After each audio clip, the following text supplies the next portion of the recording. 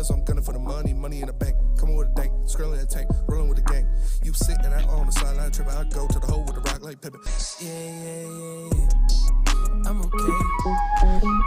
What up, though, everybody, and welcome back to another episode of the Woodward the Woodward Heavyweights. You know, we are live on woodwardsports.com. I am Spencer Raxter. Of course, you know, we've got Speak Easy Sports.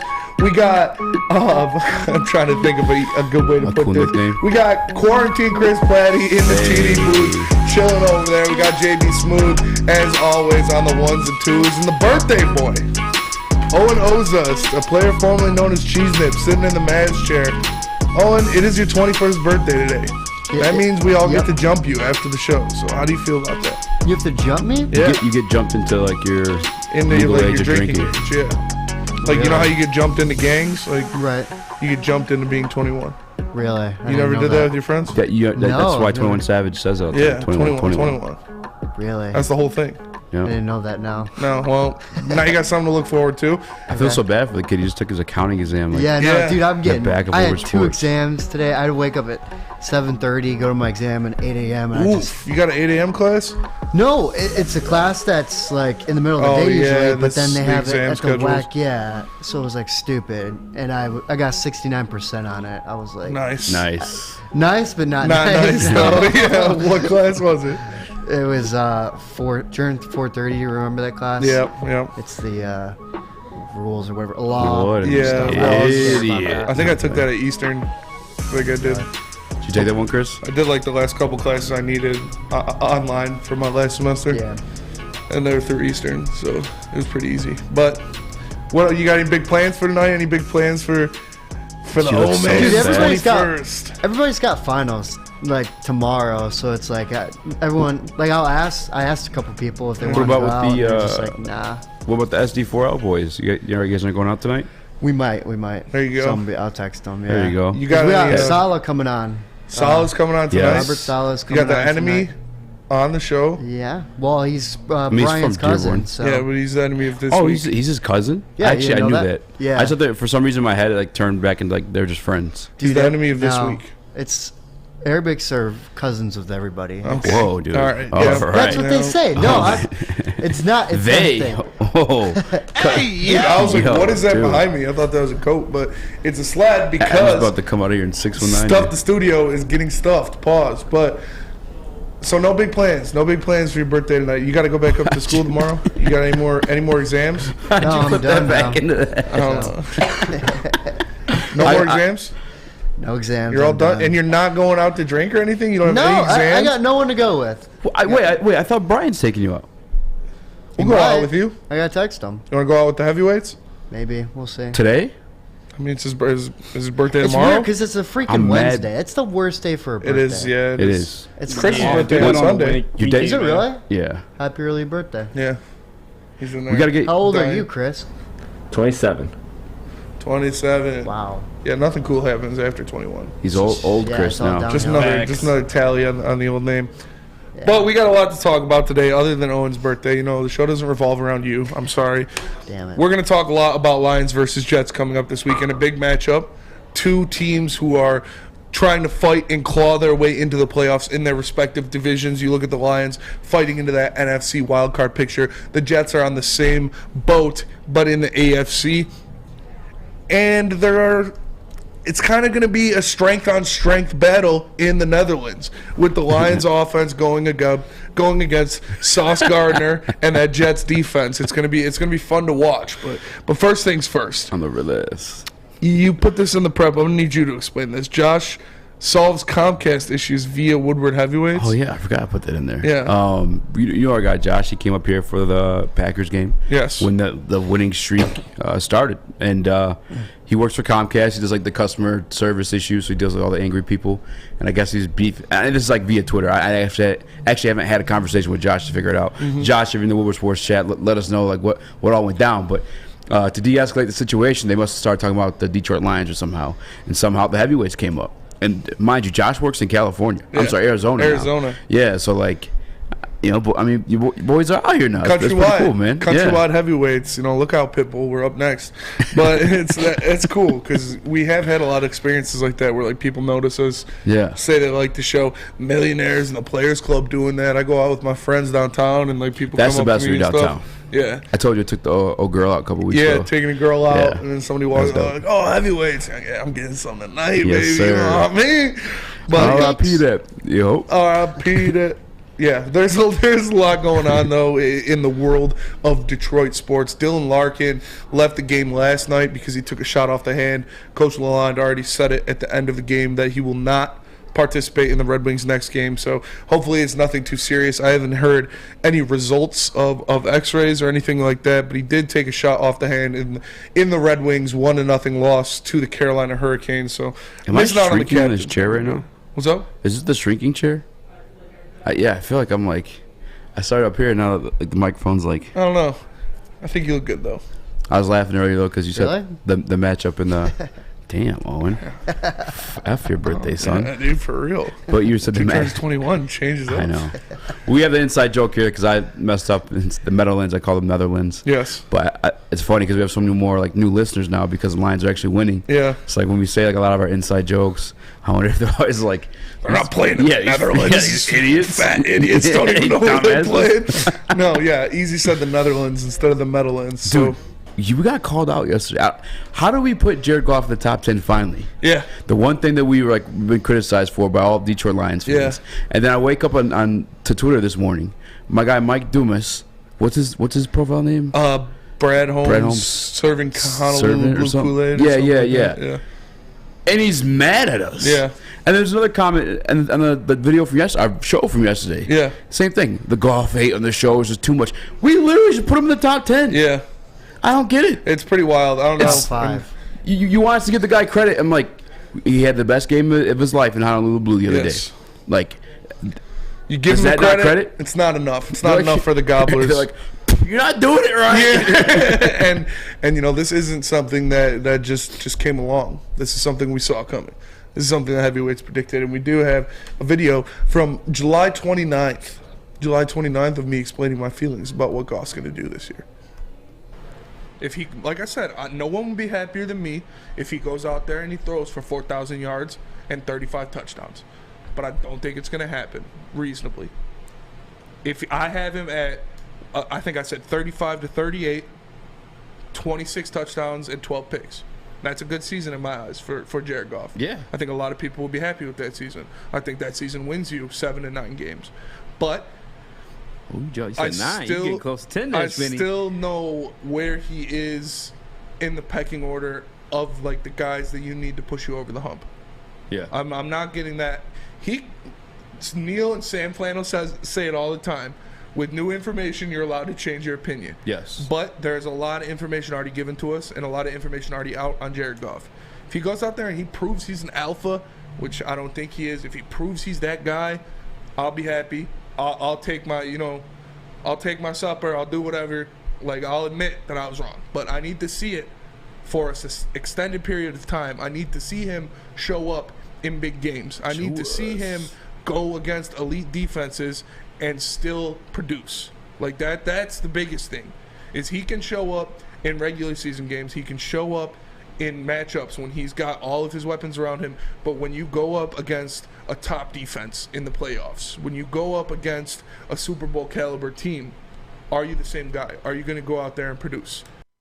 Yeah, and in that same video, I said he is going to win games. He is going to possibly get this team to the playoffs. So, 3,800 yards and 27 touchdowns, and a guy that can get a team to the playoffs is just hate. That's all it is. It's hate. It's no respect. Yeah. I don't understand. I don't understand people. It's pretty wild. Pretty We have a wild. comment from Rick Lafleur. Look, I don't know how to say that last name. I apologize, Rick. But so I think the issue is if you have a top 10 quarterback in the NFL, how the F do you want to replace him with a rookie? And the thing is, he's a top 10 quarterback by performance. Yes. Like I can't deny the performance that Jared Goff has put up recently. Yeah. I mean, he had that 330-yard game, 3 touchdowns, no receptions in the past 5 of them. Like, he's played his way into the top 10. He's not top 10 by talent. He's not top 10 by, like, historic performance as of late, especially in Detroit Lions uniform. Like, he's not it's a reality situation. We're not haters. It's just again, the reality of the situation goes beyond us too. Like, I was even listening to Greeny this morning on ESPN, and they were talking about the situation with Jared Goff and should the Detroit Lions like move forward with building around him. And they're like, but before then he prefaced it with like the surprise to all of us, because it is a surprise. Yeah. He's not a top 10 talent. It's been recognized as that. I don't understand like how it can be seen as like a hater take, and I guess I can, because these people are fans of the team and therefore fans of the guy itself. But like, if you're truly a fan of the team, you should want what's best for the team. If you can get a better talented guy at the position, you should do well. Matter of fact, Chris, I don't know if you made the graphic for this one, but it was the screenshots of the fields. This may look poopy here for you guys, but if you want to throw it up here, this is the offensive line blocking he had all day against Minnesota this past weekend. And it was the same situation, too, against the Jaguars as well. Like, when you have this type of offense, in which the video that actually Spence grabbed that from, I think it's like July 29th, because I was looking up last night. It was July 29th, yeah. We predicted him to have, and I just wanted to throw that out there to show like how great this offensive line's been this season. But, like, when you have that offensive line, in the same video from July 29th, we talked about the weapons. We talked about Ben Johnson, how much we believe in him. Mm-hmm. Like, when you have that stuff, you should be able to have a top 10 season. If any NFL caliber quarterback has that offensive line, you should put up numbers. I mean, and again, I'm not trying to like poo on the guy, but like, this is again the realities of the situation. Jared Goff, we told you he's a good quarterback. I don't think he's a top 10 talent wise, and I think if you're an NFL GM or a GM of any sport, you should be looking to upgrade any and every position if you've had the opportunity. It's not a bias. It's just the reality of the situation. Yeah, it is. And we've got people comparing his Super Bowl loss to Joe Burrow's in the Woodward Sports chat, and saying, but Joe Burrow's playing phenomenal. If Joe Burrow doesn't make the Super Bowl in 2 more years, I want the same energy. It's not even the same style of play. No, it's not. Joe Burrow has that thing on a string. Yeah, Joe Burrow's a gunslinger. He puts it down. Did you see a touchdown he had to Jamar Chase? Actually, I think you're the one that sent it to me. Yeah, it was impressive. Because we were just like in between 2 defenders in the end zone. It's pretty wild. Goff has been playing fantastic. Nothing you can say other than that. And if you guys are content with Jared Goff as your quarterback for the next 5-10 years or whatever you want it to be, go ahead and be that. But that's not where I'm at. Jared Goff can play out this year, play out his contract, and I'm 100% okay with that, because that's what he is. That's what he is under contract for. But re-upping him on a new contract, depending on how much he's asking for in the market, I don't get it. And then, like we talked about it yesterday, about how I was saying he's going to ask for too much money, and then everyone in the Woodward Sports chat says he's not going to get that much money. Why would Jared Goff get that much money? Well, if he's as good as you guys are saying he is, as good as you think he is, that's the market he commands. So if he's not going to get that, one of the things is true. Either he's good enough and he is going to request that much money, or he isn't and he's not. Period. Pooh. But we got a lot more to get into. We got to break down a lot about this Lions and Giants matchup. But first, let me tell you guys about something that is going to be awesome, and that is the Hope for the Holidays, presented by Jeff Okuda, Chad Johnson, and Wicked Awesome Wishes. Jeff Okuda and Wicked Awesome Wishes have been teaming up to give the people of Detroit an amazing holiday season. Chad Johnson, Jeff Okuda, and Wicked Awesome Wishes have been game planning all year this Christmas to make one to remember for underprivileged children and their families around Detroit. The event will be December 20th from 4 to 7 p.m. at the Lighthouse Coolidge Community Building in Oak Park on Coolidge Highway. The event will include new shoes, Wicked Awesome clothing, warm hats, socks, and free haircuts to everyone. Make sure they look their best for the holiday season. For you have opportunities to come in, help out, see what is needed, donate to Wicked Awesome Wishes, and you'll have a chance to meet people like Jeff Okuda, Tracy Walker, Malcolm Rodriguez, Will Harris, Deshaun Elliott, Chris Board, Anthony Pittman, Josh Woods, and Amon-Ra St. Brown, and of course, the Woodward Sports crew will be down there, such as Braylon Edwards, Ryan Armani, and Darren McCarty. Also, special appearances by Lions alumni such as Joyke Bell and Lomas Brown. Participants will also get an opportunity to compete for giveaways for Lions tickets, special prizes, and much more. So make sure you come down to the Lighthouse Coolidge Community Building on December 20th from 4 to 7 p.m. and help Jeff Okuda, Chad Johnson, and Wicked Awesome Wishes give everyone some hope for the holidays. It's back. Year 3 of Woodward Sports Stuff a Studio is here. The past 2 years, we've collected new unwrapped toys and stuffed our studio so we could hardly fit in it. This year, we're doing it even bigger. Join Woodward Sports and our whole family December 19th to the 23rd as we stuff our studio. While you're out shopping or just sitting on your couch ordering presents, make sure you grab one extra and drop it off at our studio, 15 Mile in Woodward in Birmingham. We'll be collecting toys around the clock to make sure every child in Mott's Children's Hospital feels the warmth of the holiday season. It's the time of year to do for others. Help us stuff our studio. Special thanks to all the wonderful elves at Meyer and Guardian Alarm for keeping the toys safe. Stuff a Studio 2022 with Woodward Sports. The sports marketing agency would not be who we are without great community partners like Higuera Health and Carol Zuniga. It's an awesome opportunity to partner with your organization. Higuera Health is a comprehensive behavioral health organization. We serve children through older adults with mental health, substance use, and developmental disabilities across Western Wayne counties, and really excited to now be in downriver communities as well. Give us a call at 734-458-4601. Make sure you download the Woodward Sports app in the App Store and the Google Play Store today. Take Woodward Sports with you wherever you go and listen live on your phone or mobile device.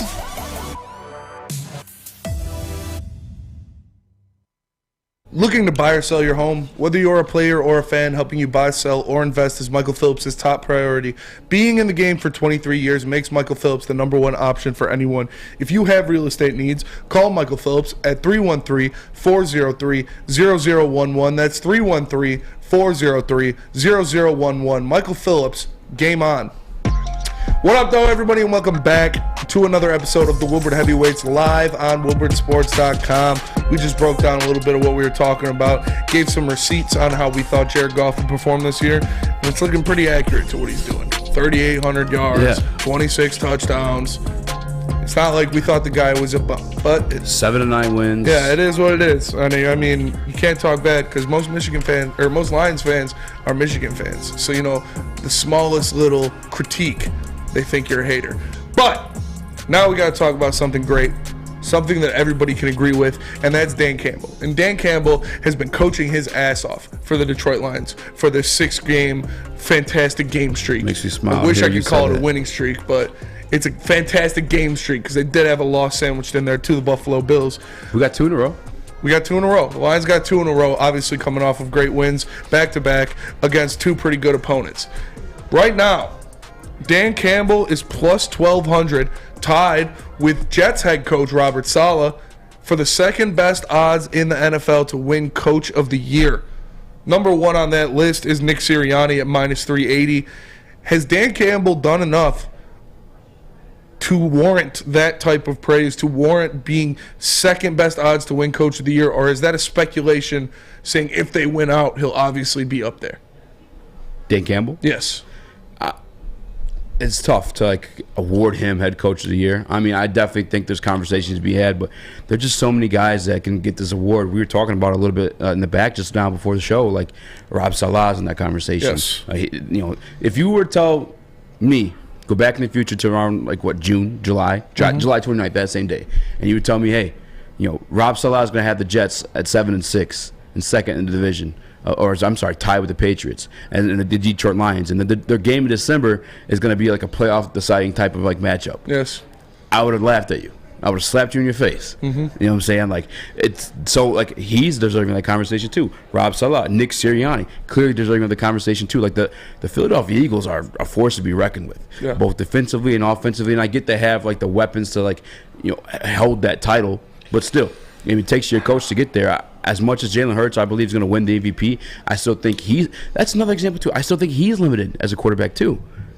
It's not a bias against his Goff. It's I see whatever flaws, I'm going to speak them. That's what we do for a living, right? Yes. But, I think Sirianni is capable of it. I think Kevin O'Connell, first-year head coach, leading the division. He's most likely probably going to win the division, too. He's obviously worthy of being in that conversation. One eye that you and I talked about, I guess, in this detail. Pete Carroll, Geno Smith at the head of the helm. People were thinking it was going to be, who was the other quarterback there? I don't even remember his name anymore. Yeah. Who was the other guy he was competing with? Drew Lock.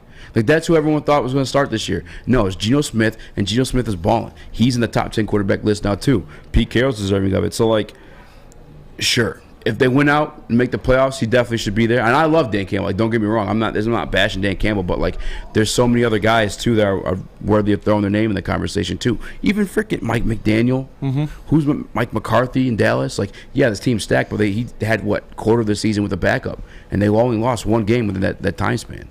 I don't know, Cheese Nips. What do you think, birthday boy? Obviously, I think Coach Saleh's done a phenomenal job. Like, I don't think he gets enough credit for.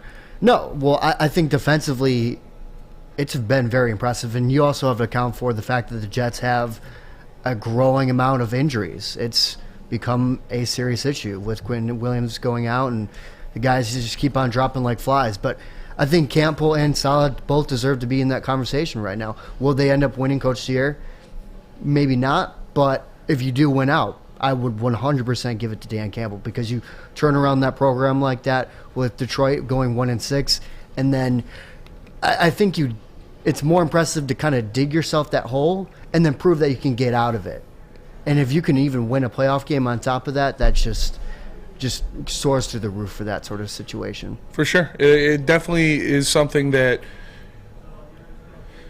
you have to think about when you're seeing how fast this team changed middle of the season. They were 1-6. They were struggling. Everyone was throwing them away. This team's over. They're getting a top 5 pick. Same old Lions. Guys in this network were talking about he should be working at McDonald's. And then they immediately switch back.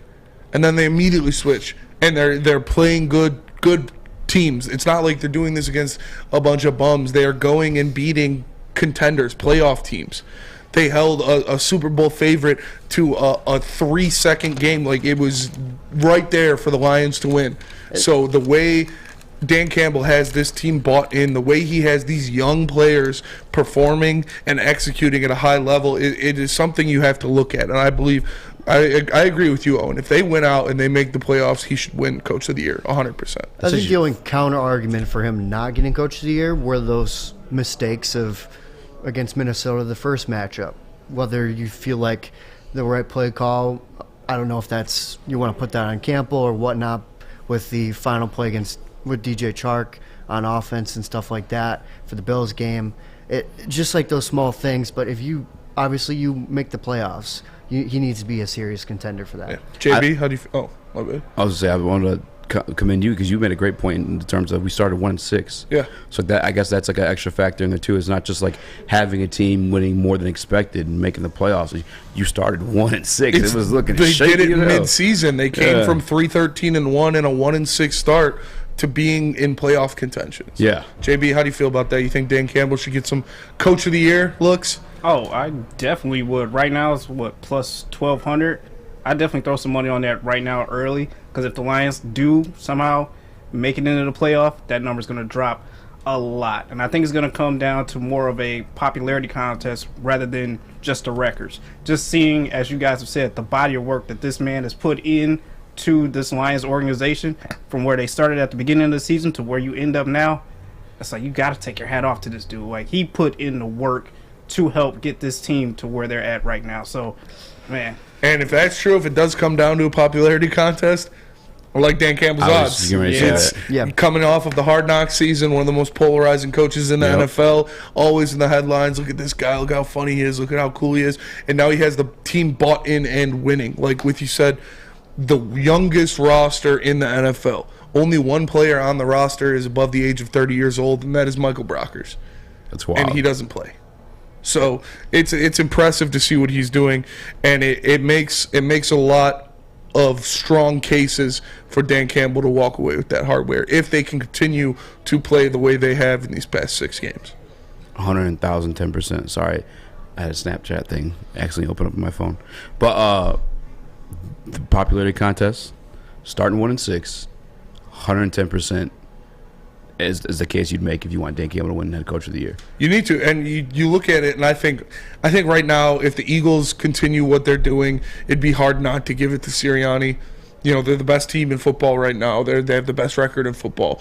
If they continue to win, they win that division, which is a lot better than people thought at the beginning of the year. That division has the potential to have 4 playoff teams in it. If you see that the Eagles are doing that, dominating, continue to do that, it'd be hard to take it away from Sirianni. But, man, Dan Campbell has firmly thrusted himself into the talks. He has firmly thrusted himself into the position to be able to say, hey, maybe this is Dan Campbell's award. Maybe this is something that is a reasonable expectation coming out of this season. If you had to vote today, who would it be? Sirianni. I agree. Yeah. JB? Yeah, that's fair. Sirianni. I mean, it's too hard for you to vote for Campbell at the moment because he's still got the losing record and everything like that out of the playoffs. You're not going to vote a coach of the year for a guy that misses the playoffs. Yeah. Why you say his you have name to like make that? playoffs? Huh? You pronounced like the P in there. Campbell. Playoffs? Campbell? Layoffs? Campbell. Layoffs? Playoffs. Campbell. Say Campbell. Campbell. Is that how you say the soup too? Like, yeah, I do. Okay. Say Dude, I don't. Say blank Is it chicken like noodle soup. You talking about chicken? Wait, what? The brand chicken Yeah, noodle Campbell soup. soup. Yeah. You say Campbell's? Yeah. Is that like a troll thing or like Cool Whip? Like milk? Are you mentally? Milk? Do you say milk? You say milk? No, I don't. Oh, But okay. I like messing How do with you say pillow? Pillow. Pillow? What's another one? Tomato. People say pillow and milk. Milk. I'll say milk just to mess with people. You know what's 'cause that crazy? gets people. The like phrase or saying like when you have these types of situations, tomato. I've never met a human being in my life that says tomato. It's like ooples and banunus. Yeah, but that's for like babies Tomato. learning Yeah, I vowels. feel like You that's remember more that? like a You remember that commercial or southern that kind of video? thing. though? Tomato, the same thing. But I who like says to tomato? oot, It's gotta be oot, southern people. oot. Like, Ooples and Tomato. No, It banunus. hell seems. What about bagels? Bagels. I hate that. It's That bagels. pisses me off. Bagels. That's bagels. Yeah. Bagels. There's You say another- bagels? No, I don't. But there are some people that say There's bagels. another. and it's You just say weird. soda or Campbell. pop? Or Pop. soda pop. Nobody says soda. People down south say so. Well, yeah. Nobody Yeah. in Michigan says soda. Soda pop. I have a coworker pop. in MSU that says soda pop. People in like Memphis just say Coke. Like they call everything Coke. Yeah, so that's That's not right. wild. Like, can I get a Coke? And it'll be like a Mountain Dew. It's like it's not that. Yeah. It's always tripped me out too because like we're within the same country, but there's so many different like dialects. Like you Yeah. got the. This is like, kind of cool. Where's my khakis? And you got the give my coat, folk. Yeah, Like, give me my Coke, folk. There's a lot of different dialects. We're like the most normal though, right? Like the Midwest. I don't See, that's know. what you think, That's- but everyone yeah. else would disagree with you. Remember, Buck said we have weird accents. Yeah. Buck had an accent. Yeah, but we have accents to him. Right. But I Isn't feel that like- wild? Like but- we seem like we're normal, but we're But hold on, from like southern draw. You know, it's. I'm not even saying from like everyone I know talks like this. I'm saying like if you look at a word like four, you'd say FOUR, like Yeah. four, right? Fo. Down south, faux. Yeah, you know what I'm saying like four. Faux show. If you in like Boston, Four. like give me the khakis, like Four. How do from you the 313, CAR? that's why. Car. How do you get cack? Cack. Where's Give me my the cack? khakis. You know I what I'm put saying, my though? khakis and my khakis. Like I feel like we speak the about most proper. Boston? If you were like look at a Boston? word, Boston? enunciate by each letter, it's the Midwestern Pop. accent. Well, I don't know. It's different. It's just different Fuck, how the you're raised, Javi man. God. I guess so. Don't slang shame people easily. Yeah. Let me tell you about Moneyball Sports, alright? Check out Moneyball Sports where it's the one-stop shop. Whether you're looking for the latest looking athletic apparel or you need new uniforms for your team, Moneyball has it all. Stop in the Moneyball showroom in Southfield and experience the only way to ball or visit moneyballsportswear.com. Moneyball, the only way to ball. Love Woodward Sports? Love wearing clothes? Then you should be wearing Woodward Sports clothes. Check out our full line of merch at woodwardsports.com. Just click on shop. We have all your favorite designs like Dan Campbell kneecaps, Beverly Hills Goff, Woodward Golf, and of course, our own logoed out merchandise. Men, women, infants, kids all love Woodward Sports. Impress your friends. Impress your boss. Impress your dog. Buy Woodward Sports merch today. Hi, I'm John from Better Rate Mortgage, and to me, family is more than blood.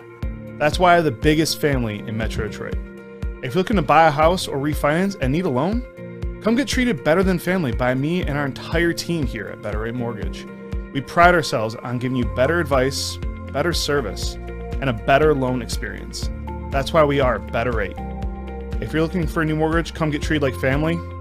Actually, better with Better Rate Mortgage. Visit us at mybetterrate.com or call at 248-480-4467 today.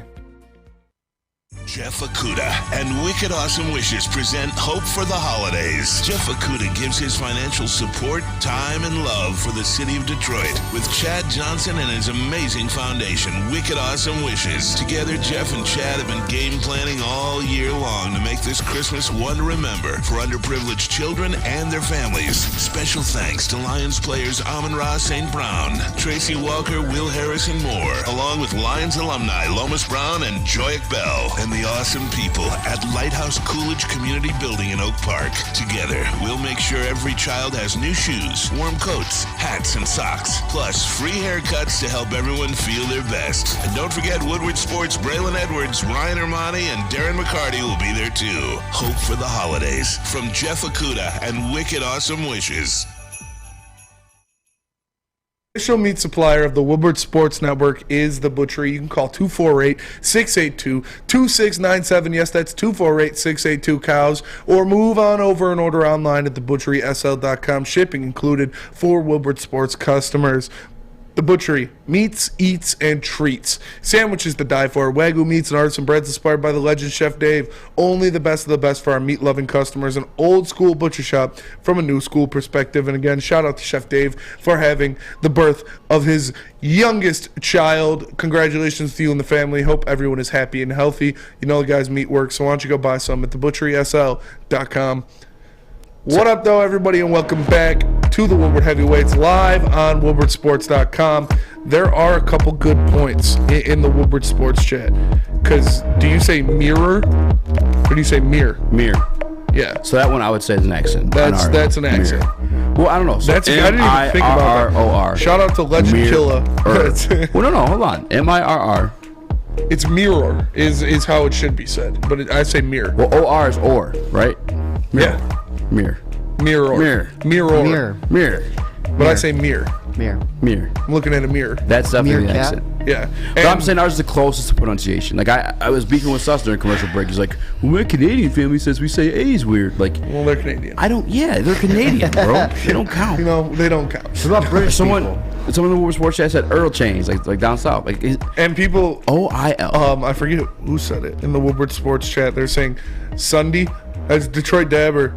That's 313. That's an old person. That might be like an old person. Yeah, only old people. That's what Terry says. Terry says Sunday. And yeah, it's at the bar on Tuesday.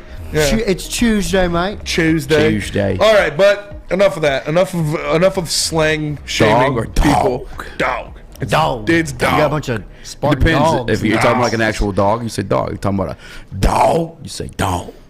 All right, enough slang shaming. Let's get on to the next topic, Georgia dog. which is something that was not looking very reasonable at the beginning of the year, was not looking very reasonable 7 weeks through the season, but as of late, it's been kind of pushed into fruition.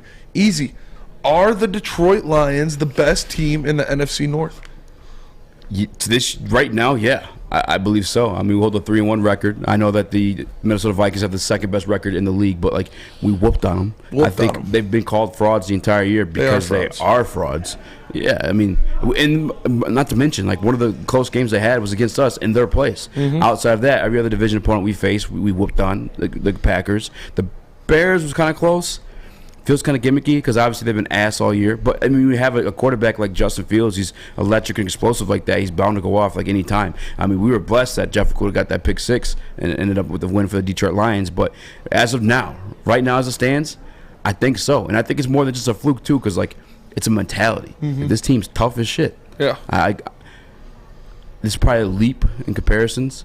But it's just the only one I can think of off the top of my head. It's like the 49ers. The 49ers, like every single year they're bringing an explosive offense and going to be tough on defense. And I think the Detroit Lions are slowly formulating themselves into that similar fashion: a good offense and a gritty defense. Yeah, and David Gerald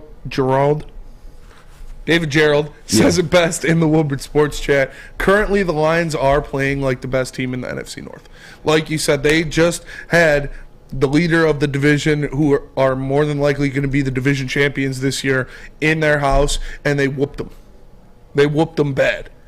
And you look at the first game of the year against the Vikings, in the Vikings' house, they barely lost on a last-second play call after losing arguably their best player Minnesota on defense in Tracy Walker. He goes down. You're dealing with a ragtag group of defenders, a lot of rookies who don't have the same experience under them. And the Lions almost took that game. And then they come back, and it's in Detroit, and the Lions have all of these rookie defenders who have played now, who know how to play in the NFL, who know what to do. You have a safety back there who knows what he's doing. He knows what coverage he's supposed to be in. He knows what his assignments are. And what happened? They whooped them. Mm-hmm. So you can't tell me that the Lions aren't the best team in the NFC North right now after what they just did to dismantle the division leader. Nips, how do you feel about it? No, I agree with that. That's a good take. I mean, I got to see it in person. I'm really impressed by what Detroit's done, and if they continue to keep playing this way, I think they are the best NFC team in the North at the moment. I was about to say, no, I misspoke. I mean, they played the Eagles pretty tough. They did, but the problem is when you start 1-6, that's where you really get screwed, and you got to. Heading into next year, you got to make sure you start next year strong, because if you do, then it's like you are one of the best teams in football at this point. If you don't start 1-6, people will be talking about that. Yeah, so that's a good point. Yeah. If you don't have that stumble, it was a tumble, because it was more than a stumble. It lasted 7 games. Rumbling, if you don't fall off the tracks for the first half of the season, it's looking a little different. If you get that win against the Vikings, just one. That's a great point. Yeah, or get that win against the Vikings or the Eagles or the Bills or some of those tough games that you lost against playoff teams, then you're looked at differently. Very differently. Very different. Look at a lot of the clout that the Commanders are getting this year. Like, some people feel like the Detroit Lions can't catch them, and I don't think that's the case at all. Like, the Commanders, I've seen them in action. Granted, Carson Wentz was at the helm of it, but like, I don't think Tyler Heineke's like that much of an upgrade. If any, I think he's more of a gamer. He's a gamer for sure. Wentz a little broken, but a great point by Joe Austin in the Woodward Sports chat. He mentions you got to also factor in how young this Detroit Lions team is too. You know what I'm saying? That's what I'm saying. Like, I can't directly compare them to the San Francisco 49ers yet, but I'm saying they're coming along that. And like, boy, we got a little bit of draft talk on the show today, but like the Jalen Carter stuff, if you capture that alongside Lee McNeil, Josh Pascal, oh my goodness. It could be dangerous. It could be dangerous. There's a lot to go on. This defense is only going to get better as these younger players start to develop. You see the impacts they're already having on the game. Their first years in the league, some of these guys, Kirby Joseph, his second year at the position, Malcolm Rodriguez, a 6th-round draft pick. Aiden Hutchinson is proving to be that blue chip number one guy that you wanted, that you got. It's very impressive to see how quickly they are adapting to the game, how quickly they find themselves comfortable making plays. And then you have guys like James Houston coming out of nowhere with 4 sacks in 4 games. You have guys like Josh Pascal, who is being a good presence on that team when he's coming back. And not even the rookies. You have guys stepping up like Isaiah Buggs, who was signed off a practice squad from Pittsburgh, comes in here, has a huge game to help them beat the division-leading Minnesota Vikings. So the way this team is trending, they will be the best team in the NFC North for a couple years. If the trending of these young players continues, if the rise of these young players continue, this team is set up to rule the NFC North for a long time. Because Kings of the North. You look at winter's coming. You look at the Packers. You're not wrong. They're done. Cheeseheads, you're done. Aaron Rodgers, cooked. They got nobody around him. That is the one team that's like, because this year, at this very moment, I feel like, we are the most like competitive, most gnarliest, like ruthless team in the division right now. But heading into next year, I'd definitely be willing to say the Detroit Lions, the one team. Obviously, the Vikings are like have a fight. I can't say they for sure like have an identity or like that I believe in them. But Aaron Rodgers had a broken thumb for a majority of this year. Still putting up top 10 numbers. So like that is the one guy, like I guess if he gets healthy, he's now built a rapport with Christian Watson. Like that is the one team that's a little bit more of a threat. But he's got $50 million on the plate, eating up that cap. You can't go out and sign people like they want to. Put pieces around him. You're going to have to pray that every rookie you draft pans out. You're going to have to pray that you have Brad Holmes, but you don't because the Lions do. So suck on that, Green Bay. I don't see them building it back. The Bears, they are in a situation where they have their centerpiece in Justin Fields. They still have Eddie Jackson on defense, but they still have to get the pieces in to start that rebuild outside of a Justin Fields and Darnell Mooney, I guess. They still need to acquire the pieces. The Vikings, they're fraudulent, period. It's Justin Jefferson, and then everybody else on that team is a little iffy. They have some pieces on defense, but the defenses look bad, so I don't know what's going on there. But the Lions right now are trending in a direction with their young players already getting so much meaningful experience in the NFL and knowing what they need to do to win games in the NFL this early in their careers, that when you still add 2 first-round picks and 2 second-round picks to that mix, it's only going to go up from there, and you seem to have found your head coach. You seem to have found your defensive and offensive coordinators, which hopefully Ben Johnson stays for more than 2 years. And JB brought it up last week too, or maybe it was earlier this week, but the trust. Like, you have these young players coming in at the same time as well, so they're building this stuff together at the same time. They have that trust and chemistry too. But JB, what do you think about them being the best team in the division? Are we just being fanboys or what? No, I definitely think you guys have a point. As it goes for the Vikings, the only person I see on that team is Justin Jefferson and Dalvin Cook. He's having a little bit of a down year, but still, you have to put him in that consideration as well. But as it goes for the North, like, we are the team that wants it more. That is playing for something. That's playing with pride, heart, whatever you want to call it, guts, grit, whatever it is. It doesn't matter. But they seem to be the team that wants it a lot more. Vikings, they're just frauds to me right now. And what the Lions are doing and how they're building this team is so important to me. They're doing the opposite of what Patricia and even the Caldwell eras tried to do, which was build from the outside in, get all these skill positions, get pieces, flashy pieces on the outside. They are building 2 elite units. Obviously, that offensive line is already elite, and they are locked down, most of them.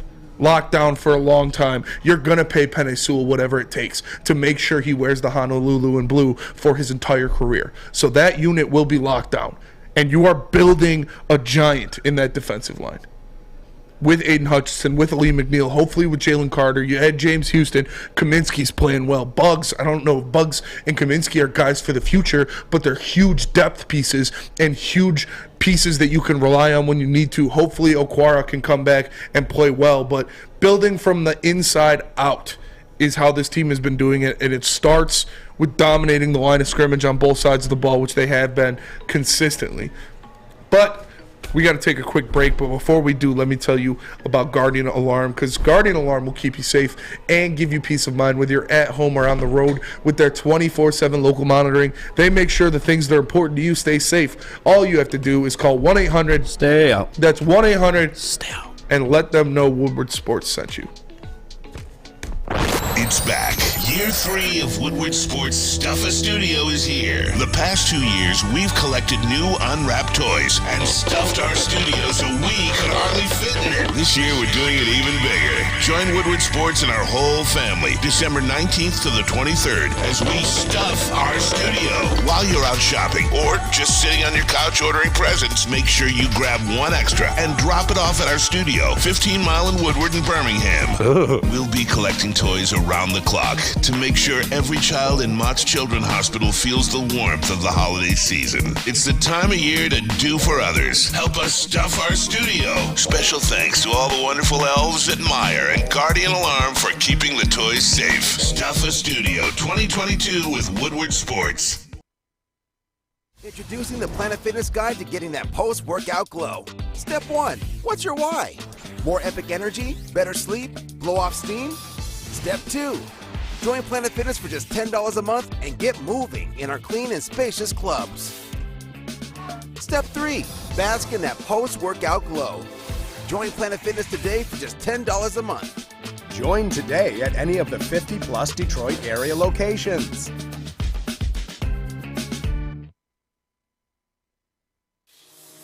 It's a great day to get some Centron in your life. Okay. There it is. Centron, here we go. Gotta grab the cranberry. Oh wait, it's 2 for $4. Gotta double up with the classic as well. Centron World, baby. Centron, available at select Krogers, and if you wanna know how, go to @CentronWorld.com. You get dope like me. You know what? Why wait?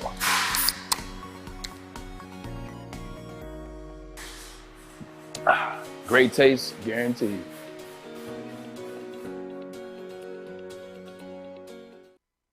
before we get back into talking about why the Lions are the greatest team in the history of the NFL, we got to talk about something more realistic, which is custom health centers, because that's what Ryan Romani used to look like.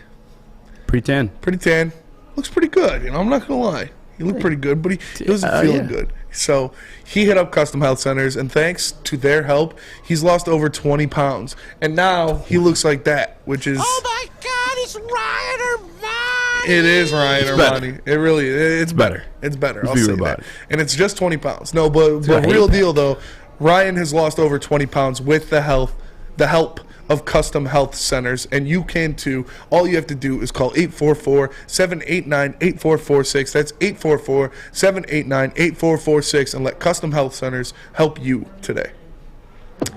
What up, though, everybody, and welcome back to another episode of the Woodward Heavyweights live on woodwardsports.com. If you're just tuning in, we just got done talking about Dan Campbell potentially making a push for head coach of the year in the NFL. Right now, he's the second favorite, sitting at plus 1,200, only behind Sirianni of the Philadelphia Eagles. And then we just talked about, are the Lions the best team in the NFC North? This is wild. Could you imagine 7 weeks ago when the Lions are sitting at 1-6? Talking about his Dan Campbell Coach of the Year. Are the Lions the best team in the division? No. That's how fast things can change in the NFL. It really is. That's how fast you can go from trash to playoff contender. And that's why I stood the flag for house patience. He planted the flag for house patience. That's why I defend the Glen. We're standing for you. It's defend the Glen. Especially this Glen situation, needed defended. But next up, this is something that I really want to get into because it's something that it will obviously be on everybody's minds. Against the New York Jets in the Netherlands this weekend. You're looking at iron versus iron, fire versus fire, elite unit versus elite unit. The Detroit Lions offense versus that stingy New York Jets defense. Yeah. That New York Jets defense led with guys like Quinnen Williams, Sheldon Rankins, Quan Alexander, CJ Mosley, Sauce Gardner, DJ Reed. They have a platoon of players that they can put out there. And obviously this Detroit Lions offense spearheaded by that great offensive line. Jared Goff playing some of his best football of his career. Quarterback. Amon-Ra St. Brown, the return of Jameson Williams, and a healthy DJ Chark and Josh Reynolds. Easy. Who is the better unit going into this week? The Detroit Lions offense or the New York Jets defense? That's a damn good question. Damn good question. I really haven't found out an exact answer of which way I feel about it. But as of now, when fully healthy, I still want to say the Detroit Lions offense. And I think a lot of that comes from beyond like the players in the field and what they're capable of doing, but the mind of Ben Johnson. Because that's the one upper hand you have with the offensive positions. Like, you kind of dictate the flow of the game. You dictate the formations. You dictate a lot more than what the defense is. The defense is more reactionary to what you're doing. They have to stop you. You know what I'm saying? It's the offense. You're on the attack. So that's why I give the offense unit the upper hand in the situation. On top of that, you have the Quinnen Williams situation, too, where we're not quite sure if he's going to play. He's a key piece to them. I think they're fourth in the league right now in sacks with 49 or 43. I wrote it down here somewhere. But Quinnen Williams has 11 of those sacks. Yes. From the interior defensive line. The interior defensive line. And they are aggressive, too. I watched the Bills-Jets game highlights from last week. They're all over. They sacked him 3 times in the first half alone. Yeah. And that's a mobile quarterback, too. Mm-hmm. You know what I'm saying? So, I mean, they're dog-ass defense for sure. But I have a little bit of exposing to do, if you will. Oh, shit. And you know what? Cover your ears, Abe. Take this how you want. All right, because this could be a little bit off, and I get that. But I have to point this out because this attributes to them being, again, a top five defense in this league, especially for the passing defenses especially. Here's some quarterbacks they've beaten. Out of the 7 wins, here's 5 of the quarterbacks they've beaten. Jacoby Brissett, not great. Not great. I would even know if I like Jacoby Brissett, but he's pretty mid. He's mid, yeah. He can get the job done, but he's not a great quarterback. Kenny Pickett, rookie. Gonna make mistakes, and it's a bad team too. Steelers aren't good. Yeah, Steelers aren't that good this year. Skylar Thompson. Who? Do you know where he went to college, Benny? Skylar Thompson? Skylar Thompson? Central? I have no clue. No. Yeah, no one knows who the Who does he even Thompson play is. for? What? He plays for the Dolphins. Remember Tua went out? Oh, yeah, that's when Tua was dead. Brett Ripken. I don't even know who that is. I feel like I messed up writing that name down. This is not true. This is true. These are facts. These are the quarterbacks this defense has gotten these stats off of. Yeah. And I'll round out the rest of the 5 with Trevor Siemian. And if I want to extend it to all 7 wins, I will give him credit for Aaron Rodgers. He beat him at home. But the Packers aren't that good. Exactly. And he has a broken thumb too. Yes. And then I also give him credit for obviously Josh Allen. The first time around they beat him. They did. And he wasn't himself. But it was in that game without the Bills' entire secondary. 100%. And I mean, I look at the Detroit Lions offense as well, this offensive unit, and I looked at the top defenses. You feel good. Yeah, it feels good. This may be a slap-ass show. You may be watching this show afterwards and thinking, like, these guys just being fanboys. They said the Detroit Lions are the best team in the division. They said Dan Campbell was a candidate for Coach of the Year, and now they're saying the Detroit Lions offense is better than the New York Jets defense. I got some more for you. But wait, there's more. We face some top-end defense in this league. I'd say, it's okay. The Philadelphia Eagles defense pretty damn good. The best. Yes. In fact, I looked at a couple power rankings earlier. That was first game of the year, but correct. But 38 points we put on them. Goff didn't have his best performance. I know everyone's like, he started out hot. Oh no, only 215 yards in that game. He had the interception and a couple bad passes. But DeAndre Swift fully healthy in that one. 144 yards on the ground alone. On top of the passing game too. Cowboys defense, they shut us down. They shut shit down. They weren't playing around. Only 6 points. Cowboys defense is scary. Sacked Goff like 3 or 4 times. He turned the ball over 4 times, 2 fumbles, 2 interceptions. But Williams, mind you, Swift wasn't that healthy. Williams still got off 79 yards alone. I don't know what we ended the game with Foley rushing. Buffalo Bills, we put up 25 against them. And then also Patriots. New England Patriots shut us down. That one, I can't deny that one. Yeah. The Detroit Lions got shut down by the New England Patriots. And this is where, like, the Goff conversation, like, this is where it holds a little bit of weight because, like, as a great defensive coordinator, you're able to game plan against a guy's limitations and what he's not able to do. Yes. You could force certain looks that's like, that's the only look we're going to give you that's open, and you're going to have to make a play. And he didn't. Jack Jones intercepted him. And then Matt Judon sacked him. And they fumbled. And the Commanders. We put 36 in the Commanders. Commanders, they're not a great defense, but they're all right. Yeah. This is going to be a big test for Jared Goff and the Detroit Lions offense because this is a fantastic defense you're going up against. And like you said, probably the 2 defenses that are as good as this one that you've gone up against so far this year are the New England Patriots and the Dallas Cowboys. Obviously, the Eagles have a great defense, but it was the first game of the year. They were still dealing with a lot. They didn't have all the pieces that they do now, so it wasn't a complete team, and you kind of jumped them. This team, this Jets team, you're looking at guys. You already talked about Quinnen Williams, who has 11 sacks from the interior defensive line position. Another interior defensive lineman in Sheldon Rankins, who has 23.5 career sacks. You're looking at Quan Alexander, who's got 55 tackles. 5 tackles for loss. C.J. Mosley already up to 125 tackles on the team. Sauce Gardner and D.J. Reed, who neither have allowed over 400 yards so far this year. So it is going to be tough for the Lions to go in there and kind of have their way with the Jets like they have some of these other teams. But I think the Lions' offensive line can help neutralize what that Jets defensive line does so well, because the Lions offensive line is an elite unit. It is a top 3 unit in the NFL at its position.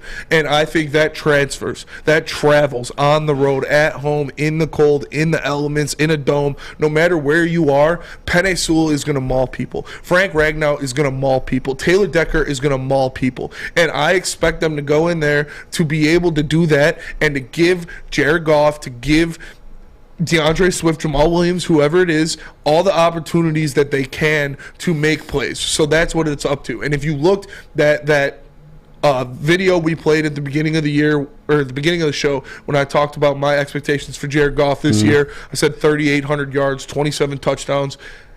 But I need to see him do it against elite defenses. I need to see him do it against playoff caliber defenses. And that's what he has coming up, is a playoff caliber. This is a playoff game for both teams. Both teams need this win to jockey for contention for a wild card spot. And the Detroit Lions need to go in to the Meadowlands, go into New Jersey, and punch the Jets in the mouth. Because Quinnen Williams is still a little banged up. He's day-to-day, probably going to play. Mike White, also day-to-day, probably going to play. But those two guys being banged up are two of their most important players on both sides of the ball. So as the Detroit Lions, you need to go out there and you need to do what you've done all season, which is lean on your great offensive line. Allow them to go out there and maul people. Allow them to create space for DeAndre Swift and Jamal Williams to cut into this Jets defense, to loosen it up a little bit and hit some over the top. You finally have a fully healthy receiving core for the second game all season. You have Jameson Williams back. He's going to be a big part of this one. You have Amon-Ra St. Brown, who has been playing at a top 10 caliber level all year. DeAndre Swift healthy. DJ Chark healthy. Josh Reynolds healthy.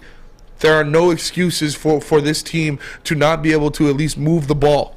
One other piece I want to squeeze in there, too, is like you look at the Detroit Lions defense and how they're trying to establish themselves as a defense, and it's the physicality. And we talked about that. We discussed that on this very show in the offseason when Aaron Glenn was on the podcast with Adam Schefter, and he's like, I want these guys to be physical at the point of attack, even my DBs, and you want them physical at the line. That's the same way this Jets defense plays defense, too. So I'm not saying the Detroit Lions defense is that, but I'm saying in practice reps and training camp, in the offseason. Like, that's the type of reps they're getting against these physical, lengthy cornerbacks. Outside of Jerry Jacobs, obviously, with injury, but Amani Warrior, I hope you don't see the field too often. No disrespect to him. But Jeff Okudah, they have the experience of like having that physicality up in front and personal. You know what I'm saying? Yep. So I really do give the Detroit Lions offense the upper hand in this situation. Now, tomorrow we're going to have a New York Jets fan in that seat.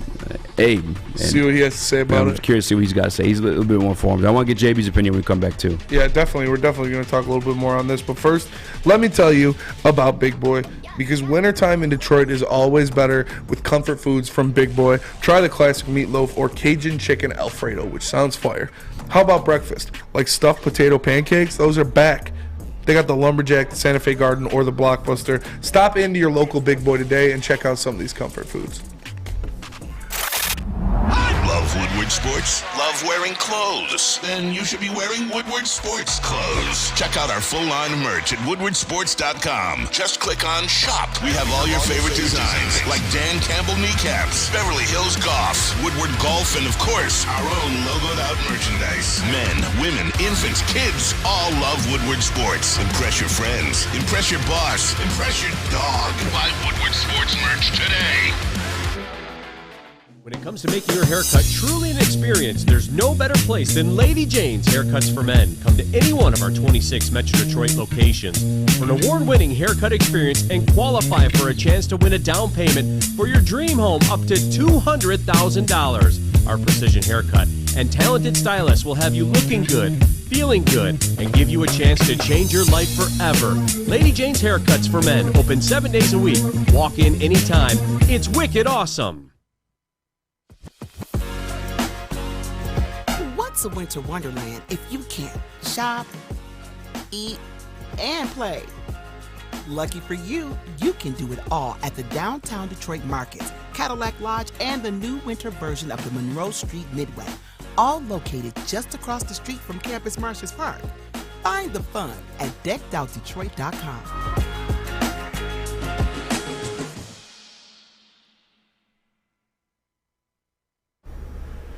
Chili Peppers Tanning is where you'll find the cleanest salons in the D. Spotless, sanitized rooms with trained and certified tanning professionals. Join the Pepper Club for all the best deals where they beat all competitors by $5. $5? $5, y'all. And while you're there, don't forget to pick up the Australian Gold, Designer Skin, Caltan, and Swedish Beauty Lotions. ChiliPeppersTanning.com, the hottest bulbs, the hottest deals, the darkest tans, your vitamin D headquarters, 27 locations, and more on the way. Chili Peppers Tan, and now it's time to tell you guys about the Monroe Street Midway Minute. The Midway's back, and it's all about the holiday season. The Midway has swapped out roller skating. Holiday season drama. The Midway has swapped out roller skating, basketball, and mini golf for a giant Arctic slide, winter bumper cars, an indoor arcade, and puck putt. Puck putt. Putt puck. Puck putt. Puck puck. Puck putt. What? Putt in the puck. puck? What in the puck? Puck in the what? Puck putt. With free entry on site, enjoy a variety of new activations aimed at creating exceptional winter experiences for everyone. Get to the Midway this winter and enjoy Santa sightings, tasty treats, and make magical memories during the most wonderful time of the year. And I told you guys already, I was politicking with the heads of the Monroe Street Midway during the Lady Jane's Woodward Sports and Roast Holiday Party. You might see the heavyweights in the Santa suit going down that slide. That slide is pretty wild. It's 20 feet high, 80 feet long, and it's brought to you by Come Play Detroit. All riders must be at least 42 inches tall, easy though, so I don't know if you can get on. But there's a lot more going on, like puck putt, winter bumper cars. They got food favorites, toasty treats, burgers, pierogies, homemade chili, chicken sandwiches, mac and cheese bites, plus gluten-free and vegan goodies for everyone. And, of course, Santa Claus, the man himself, will be in town. So make sure you guys go downtown and check out the Monroe Street Midway this winter. What up, though, everybody, and welcome back to another episode of the Woodward Heavyweights live on WoodwardSports.com. I'm Spencer Raxter. He is Easy. We got Quarantine Chris in the TD booth, JB Smooth on the ones and twos.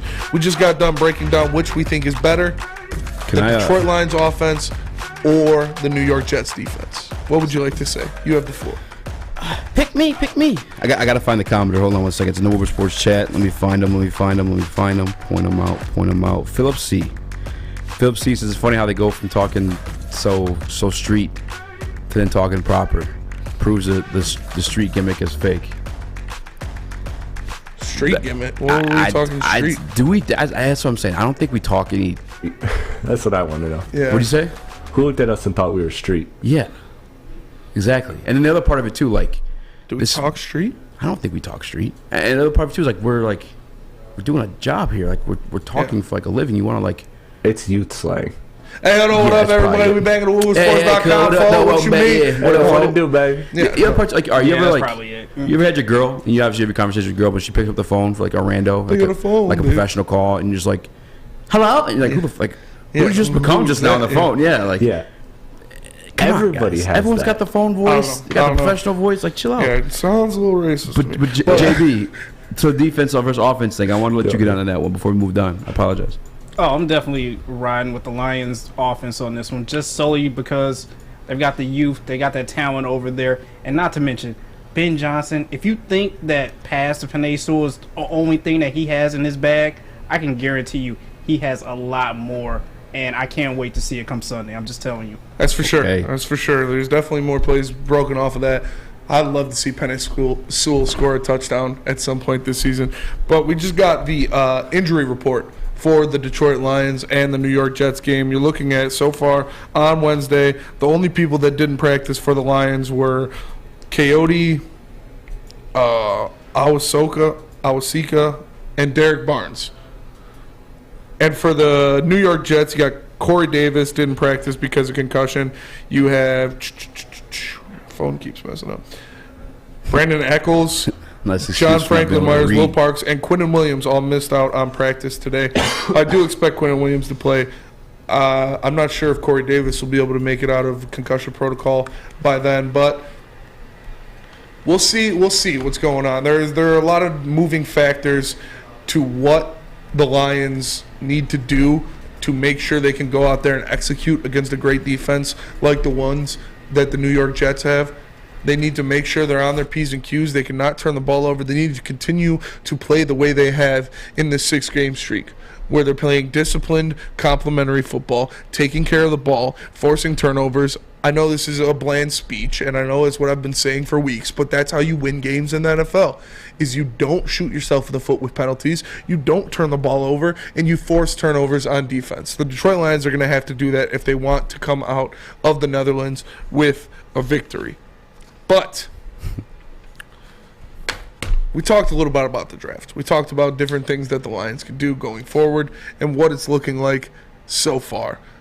And as of today, Todd McShay came out with his mock draft, and he has the Lions picking C.J. Stroud in the number 4 spot. Mm-hmm. ESPN analyst. If you don't know, C.J. Stroud is the quarterback for Ohio State. I'm sure you all know that. But this is something that the Miss Detroit Lippy's Lions... car is green. Yeah, Miss Lippy's car is green. They have a lot of different things they're talking about. Mel Kiper has Will Levis as his number 1 quarterback on the board, which I don't understand. And they had Todd McShay taking C.J. Stroud for the Detroit Lions. How do you feel about that?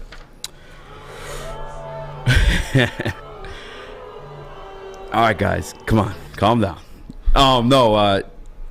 It really just depends if Jalen Carter's there. If Jalen Carter's there, I want to take Jalen Carter. But if I'm being 100% honest with you guys, like, I know JB. I feel like I'm gonna let JB go on this one because you vehemently despise this man. I feel like C.J. Stroud. Like there's real beef there. I don't like the Ohio State quarterbacks. I'm just telling you, I got a feeling that this dude is just gonna be a bust. I'm not with it at all. I think out of the bunch, though, I mean, really, like, draft-wise, it's really just been him and Fields as of late, right? Like, who else came out that was supposed to be somebody? Do you know? I'm trying to think other names. Cardell Jones, but that was like a fourth down. Jones, Braxton Miller, Terrell Pryor. Pryor turned up to a receiver. Who's the quarterback that passed for the Washington Commanders? Dwayne Haskins. Oh, Dwayne Haskins. Yep. R.I.P. Here's the thing. I do truly believe that C.J. Stroud, we saw one throw specifically against the Michigan Wolverines, where it's beautiful. I mean, he can throw a damn pretty ball, and I feel like at all levels too, all three levels. Again, if Jalen Carter's gone, I'm honestly okay with it. Yeah. I'm not. Like, it's not my number one option, but you know how I do these draft things anyway. I think your number one goal should always be to get a good football player. Mm-hmm. I think the rookie quarterback contract puts you historically, statistically, and factually give you better odds at landing a Super Bowl. Whether you win that Super Bowl or not, that's up to you and your team. But that rookie contract is dire in that. And if you give us that, can you put up the screenshot one more time, Chris, of that offensive line? You give any rookie that. Any pro-level quarterback this to stand in front of, while Amon-Ra St. Brown, while Jameson Williams, while I don't know what this future is with Swift or what we're going to do at the running back, but with that too, I mean, you're going to be working with success. I think there are a lot of similarities in C.J. Stroud's game and Jared Goff's game, to where they're both very accurate quarterbacks, very accurate passers. Yeah, they're both kind of one-read guys, and when pressure gets to them, they kind of shy away. And C.J. Stroud doesn't use his legs as much as I'd like him to. Can I ask? This is just a genuine question too. Like, I'm not like trying to be a smartass. Justin Fields wasn't known as a runner in college, was he? Yeah, he was. He was. Yeah. JB. Yeah, he was. Okay. Yeah. Justin Fields was a dog in college. C.J. Stroud, because I remember when hasn't shown he doesn't do that. He doesn't take off and run. He'll be able to extend plays a little bit, but he is kind of like he showed he was like a one-read guy. He's very accurate with the ball, able to make throws deep down the field. A couple of the throws that he made in that Michigan game, even though they got mollywopped to Marvin Harrison Jr., were very impressive. But for me, man, it's Jalen Carter. I want Jalen Carter so bad. And you look, Todd McShay also reported that Jalen Carter might fall in the draft due to character issues. That's cool. Let him fall to the Lions. I saw somebody on Twitter said, I don't care if he's a serial killer. Let the Eagles pick that man. I was like, that's kind of how I'm feeling. Like, I don't care if this guy goes out the street and punches people in the face. If he doesn't do it for the Lions when he's on the team, bet. Because this guy is a monster. I want Jalen Carter so bad. That's it for me too. Like, that's the one I want. Because I feel like all these quarterbacks is obviously I would say Bryce and CJ, and honestly Anthony Richardson would be my 3 over Will Levis. I know a lot of people like Will Levis, but I think Anthony Richardson holds like more potential. Like, you actually sold me the most on it with the comparisons to Josh Allen. Yeah, but I feel like you can grab like one of those guys all along this draft, and we have a plethora of picks, 2 first rounders, 2 second rounders. That's like generally like where you want to get your quarterbacks too, that we can grab one. So like I'm not necessarily tripping over like getting a quarterback early, but because I know there's going to be other opportunities to get one within this draft, and they're all kind of similar in skill set too. But Jalen Carter is definitely the prize pick. Jalen Carter is the guy. I want Jalen Carter so bad. It would be amazing to see him get him. If they end up going with C.J. Stroud, I don't know. I'm not questioning anything Brad Holmes does ever again. So whatever pick he makes, I'm going to assume it's the right pick in every single round because the guy is a savant. So I'm not going to question anything, but we'll see. I've been saying it for weeks now. My ideal first round pick for the Detroit Lions are Jalen Carter and Joey Porter Jr. That would just be amazing. The only reason I brought up the Justin Fields thing is remember when the Detroit Lions played them, and Jeff Okudah was like, dang, he got faster than I remember. He wasn't running like that in college. So I don't know if that was like a new I don't watch a lot of college ball. I mean, obviously now that I do his this senior daily. year he was, well, not his senior year, but his last year at Ohio State. Yeah. Dude was a dog. Remember his 40 time was nice too. Yeah, he was running over people. I mean, he's a big dude too. Stroud. I didn't know Justin Fields was that big. Like 6'4". Yeah. Stroud's a big dude too, isn't he? Yeah, I think. Yeah, he's not like Bryce Young, but yeah, like Justin Fields like built. Like I don't know if Stroud's built like that. Yeah. And it's impressive to watch. But Stroud had a big run in the game against Rutgers. That's for sure. That's for sure. There's a lot to talk about. And we know that the Jets' defense is not going to be Swiss cheese like that Minnesota defense was. That's for sure. No, it's not. But I can tell you about Swiss Insurance. Help you save some money while I find my ad read. Just give me a couple more seconds because my brain is Swiss. With the holiday season here, Swiss Insurance wants to remind you to insure those gifts of jewelry and other collectibles. In the last 3 weeks, Swiss has saved its clients an average of 26% on their insurance premiums while increasing their coverage. That's a lot of money to free up for the giving season. If you guys want to buy some heavyweight merch, you probably use the money to do that. Happy holidays from Swiss Insurance, and go Lions. It's back. Year 3 of Woodward Sports Stuff-A Studio is here. The past 2 years, we've collected new unwrapped toys and stuffed our studio so we could hardly fit in it. This is bigger. Join Woodward Sports and our whole family December 19th to the 23rd as we stuff our studio. While you're out shopping or just sitting on your couch ordering presents, make sure you grab one extra and drop it off at our studio, 15 Mile in Woodward in Birmingham. We'll be collecting toys around the clock to make sure every child in Mott's Children's Hospital feels the warmth of the holiday season. It's the time of year to do for others. Help us stuff our studio. Special thanks to all the wonderful elves at Meyer and Guardian Alarm for keeping the toys safe. Stuff-A Studio 2022 with Woodward Sports.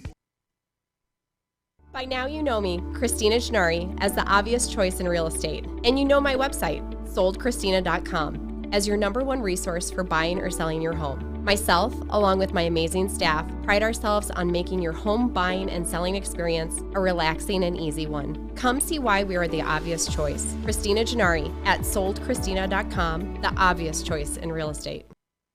3 NBA championships. Detroit fans were there. 11 Stanley Cups. Detroit fans were there. 4 World Series wins. Detroit fans were there. And that one Lions playoff win in 1991, yeah, Detroit fans were there. Woodward Sports, where the fans are. Guys, it's our 3rd year doing this, and it's one of my favorite things that we do here at Woodward Sports. It's the Stuff-A Studio. It's where we, from December 19th to December 23rd, and I probably got those. No, it's December 19th, December 23rd. Damn, I'm good. We are collecting unwrapped toys and stuff in our studio so we can hardly fit in it. While you're out shopping, make sure you grab an extra toy and drop it off the studio. Come say what up, don't hang out with us, man. Take some pictures. It's a round-the-clock thing, too, so we're going to be here pretty late. I think last time I was here up until like 2 o'clock at a certain point, we had 2K and Madden going in the Lions Den. So I'm just saying, like, make sure, if you're going to be lingering, too, by the way, bring more than one gift. And some food. And oh, dude, yeah, bring some food. All right, we'll be collecting toys around the clock. Make sure every child in Mott's Children's Hospital feels the warmth of the holiday season. Help us stuff our studio. With special thanks to all the wonderful elves at Meyer and Guardian Alarm for keeping those toys safe. What up, though, everybody, and welcome back to another episode of the Woodward Heavyweights live on WoodwardSports.com. I'm Spencer Raxter. He is Speak Easy. We've got Quarantine Chris in the TD booth. Quarantine quiz in the TD booth, Brazilian Motions. And our guy JB Smooth on the ones and twos as always. We just got done talking about Todd McShay saying the Lions are going to draft CJ Stroud with the 4th pick. Also saying that Jalen Carter might slip in the draft due to personality character issues, which I haven't heard anything about the guy. If it's, I mean, you know how big time programs hide bad things that their players do. Does that concern you? No. I don't care if Jalen Carter spits on puppies. Draft him right now. Like, I don't care if I walked up to the guy, if he slapped me across the face. I don't care. As long as he helps the Detroit Lions win football games.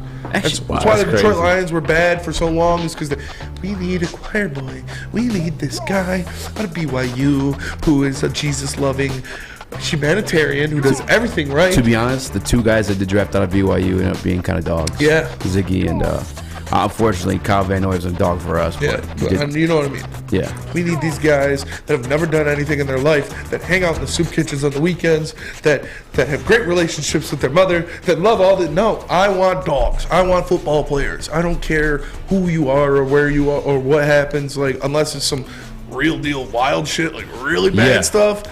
But if it was, it definitely would have been brought out by now. If it's just like, oh, this dude's an asshole, like, oh well.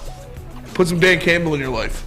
Yeah, I mean, Dan Campbell doesn't seem like a straight up like genuine guy.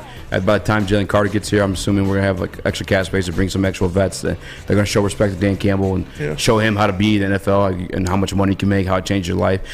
The one guy that has like character issues that I could think of that was like still a dog in the NFL, the defensive side of the ball, was Aldon Smith. Micah Parsons. Yeah, that's the other guy too. Like, that's the reason people weren't saying to take Micah Parsons. Yeah, I'm pretty sure the Cowboys are pretty damn happy they took Micah Parsons. I wanted Micah Parsons. I'm very happy with Penei Sewell, but Micah Parsons was my number one when the Lions had that draft pick. And I heard, I didn't even, like, obviously I wasn't drafting him to be an edge rusher. Nobody was. They were drafting him to be a middle linebacker. Yeah. That's what I want. And then the Cowboys were like, damn, you're pretty good at attacking the quarterback, so they put him on the edge.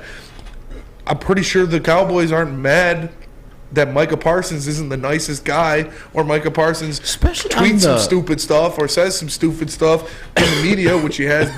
He's been pretty wrapped up in the media the past couple of days. But I don't care. That. What Micah Parsons? What do you say? Well, he had the tweet about the whole Brittany Griner situation that led to him getting some backlash, and I think it was today or either yesterday he was on a podcast talking about Jalen Hurts shouldn't really be an MVP consideration because it's more the team than it is him. I told you guys this too. Like, everyone thinks I'm biased against Goff. Like, I see these things and I speak on them. Like, the same way he should be in hot water for that. I feel like that's a genuine take. Jalen Hurts was a second-round pick. You don't know why? He wasn't that sick. It wasn't that sick. I'm not mad at that. I mean, Jalen Hurts has his faults. But to the Micah Parsons thing, I'm sorry, the Jalen Carter thing, like, one more time, I guess, before we move on. Defensively, on the defensive side of the ball specifically, where you're asked to attack, where you're asked to beat ass, kick ass, and be a badass more than any other field, any side of the ball. That's where you want a kind of a piece of shit guy. If I'm being honest with you, I have no problem with it. Yeah, if you have zero problem with it. If you got an asshole on your team, you want it on the offensive or defensive line, guaranteed. And you need a couple assholes on your team in the NFL if you want to win. 100%. You need a couple. I can't say Dominican it again. Sue. I'm not supposed to say it, but I just said it twice. I guess you need a couple jerks. You can't have nice guys in the trenches like that. Oh, asshole. They need to have mean streaks. Dominican Sue. Penei Sewell, although he's a very nice guy off the court or off the field, and we've never heard about character issues or anything like that. He's a dog in the trench. You see him you see him chopping up. Like, that's what you need to be. You need to be an ass. You need to go out there and be mean. You cannot be a nice guy and play. It's not patty cake. This is a car collision sport, and Jalen Carter is a Mack truck in the middle of that hole, like making people mad, ripping people's heads. That's what I want out of a defensive line. I don't want a nice defensive lineman. I'm sick of nice people on there. I'd rather have Ndamukong Suh over a nice defensive lineman any day of the week. Give me a mean defensive lineman 10 times, 7 days a week and twice on Sunday. JB, are we tripping? No, you guys are right. You want dogs on that offensive or defensive line, regardless who it is. Like, character issues, I can really care less. Like, as long as you don't do anything that's gonna put someone else in physical harm off the field, I'm all good. Yeah. Aaron Hernandez murdered him. Okay. Hold on. No. We're gonna do this. Aaron Hernandez murdered a man. Oh my God. And he was a dog at the tight end position. Ray Lewis. A Super Bowl winner. Ray Lewis had murder charges. Dude is the best linebacker of all time. I'm just saying, man. You need some edge to your defense. And if Jalen Carter, if he's not beating up children or doing anything crazy, if it's just this guy's kind of a dick, you draft it. Tyreek Hill was a 4th round pick. Yeah, because he's a piece of shit. He hit a girl. Yeah. Dog ass receiver. You want to win some ball games, brother. You're not trying. Yeah, you want a Tyreek Hill on your side. You're not going to the gala. You're trying to win a football game. And newsflash, not everybody's a good person. Plus, this is Detroit. If they can help you win a football game, I don't care. I'm not hiring these guys to, take my sister out on a date. I'm hiring them to win football games. 100%. So what you're telling me is you got to get bodies on and off the field to be great. Is that what you're telling me? Oh, that's a bar. I'm not gonna lie. That's a bar. Quarantine Chris with the bars today. Yeah, man. It really. David Gerald. Easy, seriously? Okay, cool. Let Hernandez date your family. I'm not asking him to date my family. That's not David. what's happening. We're not letting these guys date our family. We're not letting them do that. They're playing football. And if they're good at playing football, if they're that good at playing football, but they're not a great person, I don't give a shit. By the way, if he's dating my sister, I'm more than likely sitting like pretty good seats with Detroit Lions.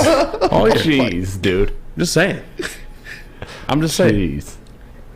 I mean, you enjoyed courtside, didn't you? Yeah, I did. It was a lot of fun. That's pretty sweet. Pretty cool experience. Just saying. I'm just saying. Get me some dogs. I have no problem. Ndamukong Suh was that. We had that discussion a couple weeks ago. Yeah. Would you take Ndamukong Suh? Yeah. Yeah. Dude's a Hall of Fame. Like, he's going to be a Hall of Famer, probably. Struck fear in the heart of Aaron Rodgers. Yes. Give me that all day. Let's be real about it, too. All right, this is too... No, I'm not even go there. But I guess what the character issue is would depend, but even that, I don't care. I really don't. I mean, well, if it's something really, really bad... Still don't care. So would you have... Like, what's really bad? Aaron Hernandez killed somebody. Yeah, that's fair. He won a Super Bowl. I mean, have you guys... He allegedly killed someone in Florida, too, and they won a national championship. Would you have wanted Deshaun Watson? We had that conversation in the back. I was the one guy saying no. Yeah. But because the same thing, I don't like paying these quarterbacks. The 12% thing, I'm telling you guys, it's a real thing. Yeah. So, like, if I got Deshaun Watson, like, obviously less than 12, give me good football players. What were you about to say, JB? I apologize. No, I was just gonna say, have you guys ever watched the Netflix show Last Chance U, the football teams and everything on there? Yeah. A lot of those kids have somewhat of character issues or have been in a bad situation or wrong place, wrong time. They end up there. They end up balling out a lot more, and it's like, well, you just had this one mistake. Is that your one mistake going to follow you for wherever you go just because of one slip up? Yeah, people make mistakes. Like, this country's built off of second chances. So, yeah, I don't know any of the details about Jalen Carter's character issues. There isn't a thing he can do that I wouldn't want him not on my football team. Yeah, I agree. I'm just going to be straight with you. Yes, I agree. Not a damn thing. Especially just knowing the history of the sport and guys that have done some dirt. Jalen Carter could be walking down the street pushing 4-year-olds over, and I'd be like, Martin, draft that man. Yeah, that's a guy. He's a dog. Yeah. Like, let's go get him. Marvin Harrison pistol whipped the guy at a car wash too. Like, guess. What up, though, Chris?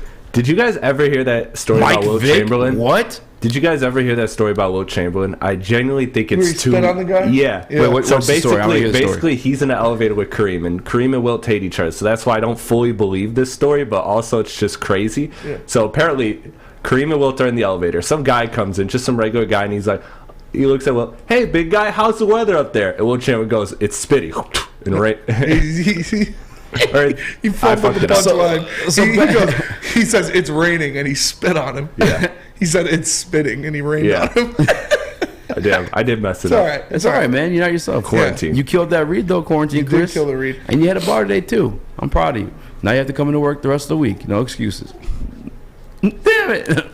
Basketball's a little different because basketball's not like it's physical at times, obviously, when you're boxing out and stuff like that. But like, it's not as important to have some kind of dog out there. Yeah, you're traveling more often. Like, I feel like advertisers give more of a shit because like your face is like on the TV all the time. Still terrible. Give me Jalen Carter. I don't care if Jalen Carter's. That's what I'm saying, dude. The Pouncey brothers drop kicking children outside of wherever Georgia plays football. I mean, for real, he's so good. Let me get him. I literally, the first comment I read said, "I don't care if he's a serial killer. Let the Eagles draft this man." And I was like, "Bro, I feel that." Yeah. And here's the thing too: we got our boy Abe in the Woodward Sports chat. He is a Detroit cop, so like we can get him off the hook for everything. Yeah. And just keep playing football for us. True. Time and time over again. Yeah. This is Detroit. Murder happens all the time. I'm sorry, that's too far. But yeah. I don't care if my football players got a little bit of a rap sheet or history. I don't care either. It's football. It's America. You came here to play football, not play school. And, if you want to get big, maybe you can go, maybe Jalen Carter comes up to you and he's being kind of an asshole and you want to show them that you still got it. Maybe you got to get big, and you can go to Planet Fitness to do that, because Planet Fitness is the home of the judgment-free zone, where you can work out in a non-intimidating, judgment-free atmosphere. The gym that has always been known for being clean is now cleaner than ever. Has tons of equipment, a full-body workout in just 30 minutes in the 30-minute circuit, and all of memberships include fitness training. You get all of that for just $10 a month. Join in club or online at planetfitness.com. It's Planet Fitness, where your fitness is essential. Love Woodward Sports? Love wearing clothes? Then you should be wearing Woodward Sports clothes. Check out our full line of merch at woodwardsports.com. Just click on Shop. We have all your favorite designs, like Dan Campbell kneecaps, Beverly Hills Goff, Woodward Golf, and of course, our own logoed out merchandise. Men, women, infants, kids all love Woodward Sports. Impress your friends. Impress your boss. Impress your dog. Buy Woodward Sports merch today. At work and at home, we're there with smarter security solutions. Featuring complete automation with customized alerts and more. For over 90 years, we've been the company that's been counted on to protect what matters most, all with personalized service and care. Right now, for a limited time, receive a free video device plus free installation with a new home system. Guardian Alarm. We protect Michigan. Jeff Okuda and Wicked Awesome Wishes present Hope for the Holidays. Jeff Okuda gives his financial support, time, and love for the city of Detroit with Chad Johnson and his amazing foundation, Wicked Awesome Wishes. Together, Jeff and Chad have been game planning all year long to make this Christmas one to remember for underprivileged children and their families. Special thanks to Lions players Amon-Ra St. Brown, Tracy Walker, Will Harris, and more, along with Lions alumni Lomas Brown and Joyak Bell, and the awesome people at Lighthouse and alumni Lomas Brown and Joyak Bell, and the awesome people at Lighthouse Coolidge Community Building in Oak Park. Together, we'll make sure every child has new shoes, warm coats, hats, and socks, plus free haircuts to help everyone feel their best. And don't forget Woodward Sports' Braylon Edwards, Ryan Armani, and Darren McCarty will be there too. Hope for the holidays from Jeff Okuda and Wicked Awesome Wishes. At Alta, Uptime matters. Alta Equipment is everything you need to get the job done. You got a big project coming up? Alta has you covered. Give them a call today, 844-GO-TO-ALTA. Again, that's 844-GO-TO-ALTA. Alta Equipment, where Uptime matters. Welcome back, everybody, to another episode of the Woodward Heavyweights live on woodwardsports.com. I am Spencer Raxter. He is Speak Easy. We got Quarantine Chris in the TD booth and our boy JB Smooth on the ones and twos. We just got done breaking down Jalen Carter's character issues and how we honestly don't care. Yeah. So we'd draft him anyways. And I asked you this in the back, but I want to hear your take on it, and I want to hear JB's take on it as well. Say the draft board falls out. Bryce Young number 1. Will Anderson number 2. Jalen Carter sitting there at number 3. And you get a call from whoever has the number 3 spot. And they said, we're taking Jalen Carter. Give me the scenario one more time because I was coughing. I apologize. Would I trade up? Bryce Young goes number 1. Yeah. Will Anderson goes number 2. Jalen Carter sitting there in the 3 spot. You get a call. You're Brad Holmes in the war room, get a call. They say, we're taking Jalen Carter unless you give us both your first-round picks for this year. Are you doing it? Are you trading up to make sure you get Jalen Carter? Just one spot?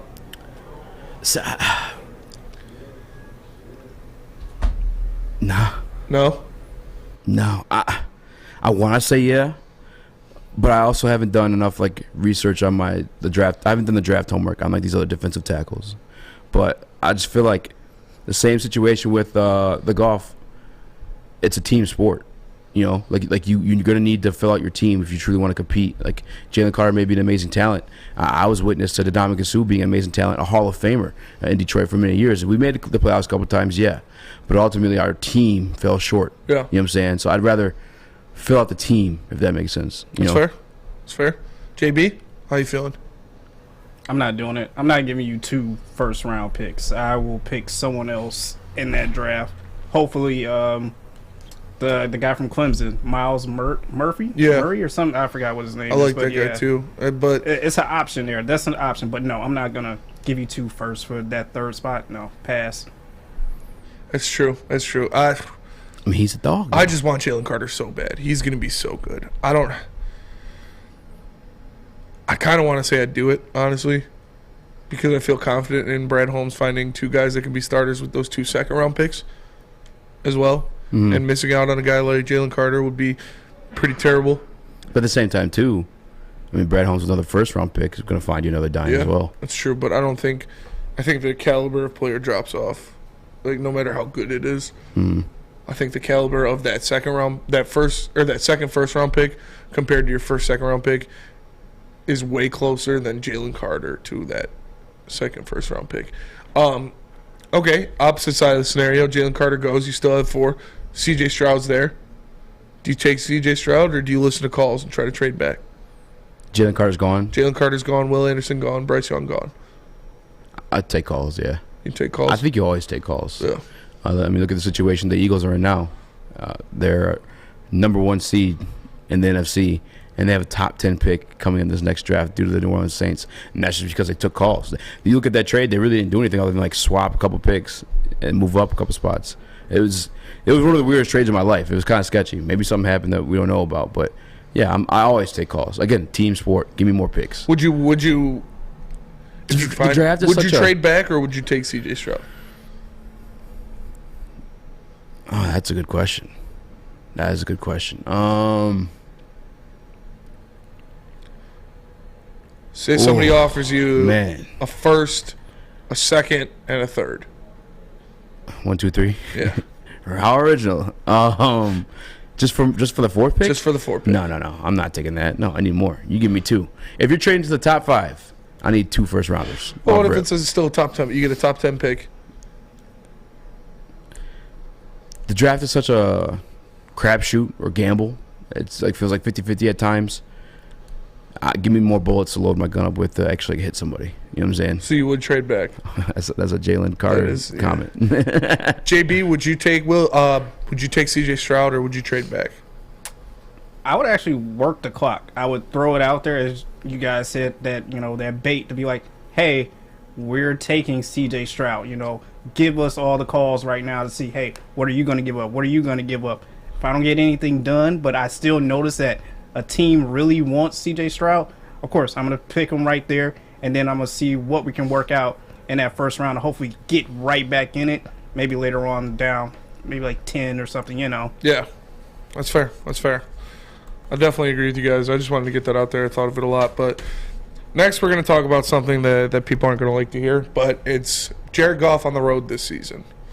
Has not been the greatest. Obviously, at the beginning of the year, he was dealing with a lot of injuries on his skill position players, different things like that. But on the road so far this season, in 5 games, they have a 2-3 record.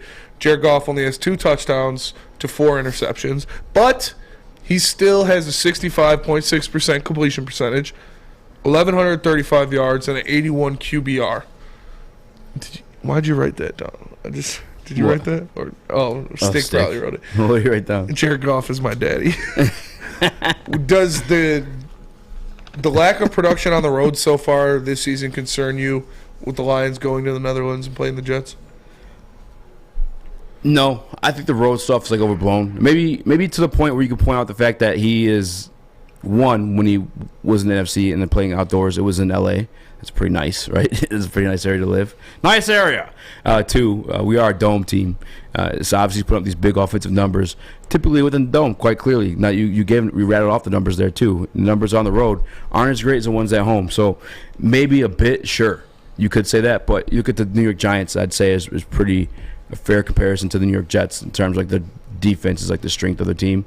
I guess they have a little bit more offense there too. But we have 2 road wins against Chicago Bears and then against New York Giants. So like, I think we can get it done without like Goff specifically. You know what I'm saying? Like I think that if DeAndre Swift's truly healthy, this offensive line's truly healthy, we can get things going in the run game to either win that way or open things up in the passing game just enough to where we could get a dub. Yeah. So the road woes don't really concern me too much. I'm not really tripping, no. No, the road woes don't concern me as much. The 2 touchdowns and 4 interceptions is kind of tough in 5 games, but you see he's still completing the ball. He played a lot of great defenses in that stretch, and he didn't have a fully healthy offense at that point. That's a good part. Yeah, that's good. He was missing a lot of his skill position players in some of those games. He had a banged up DeAndre Swift. He had a banged up receiving core. Obviously, no Jameson Williams.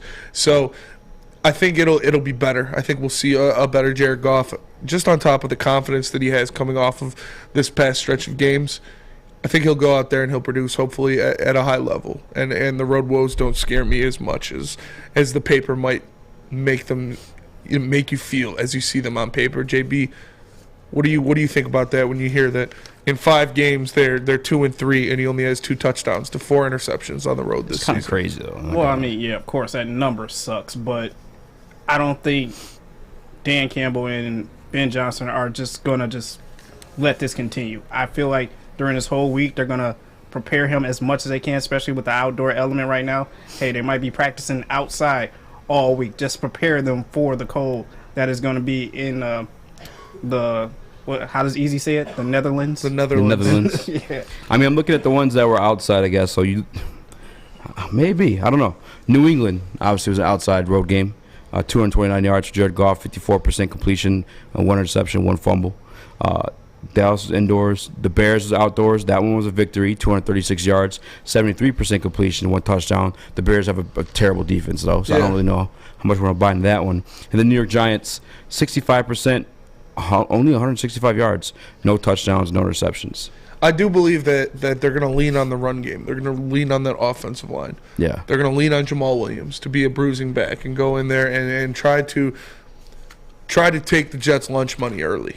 So I don't think, unless it comes down to the wire or it gets away quick, I don't think Jared Goff is going to be called upon to do too much in this game. I think they're going to pick their spots where they want him to throw the ball. I think Amon-Ra is going to be seeing a lot of balls in this game when they do decide to pass.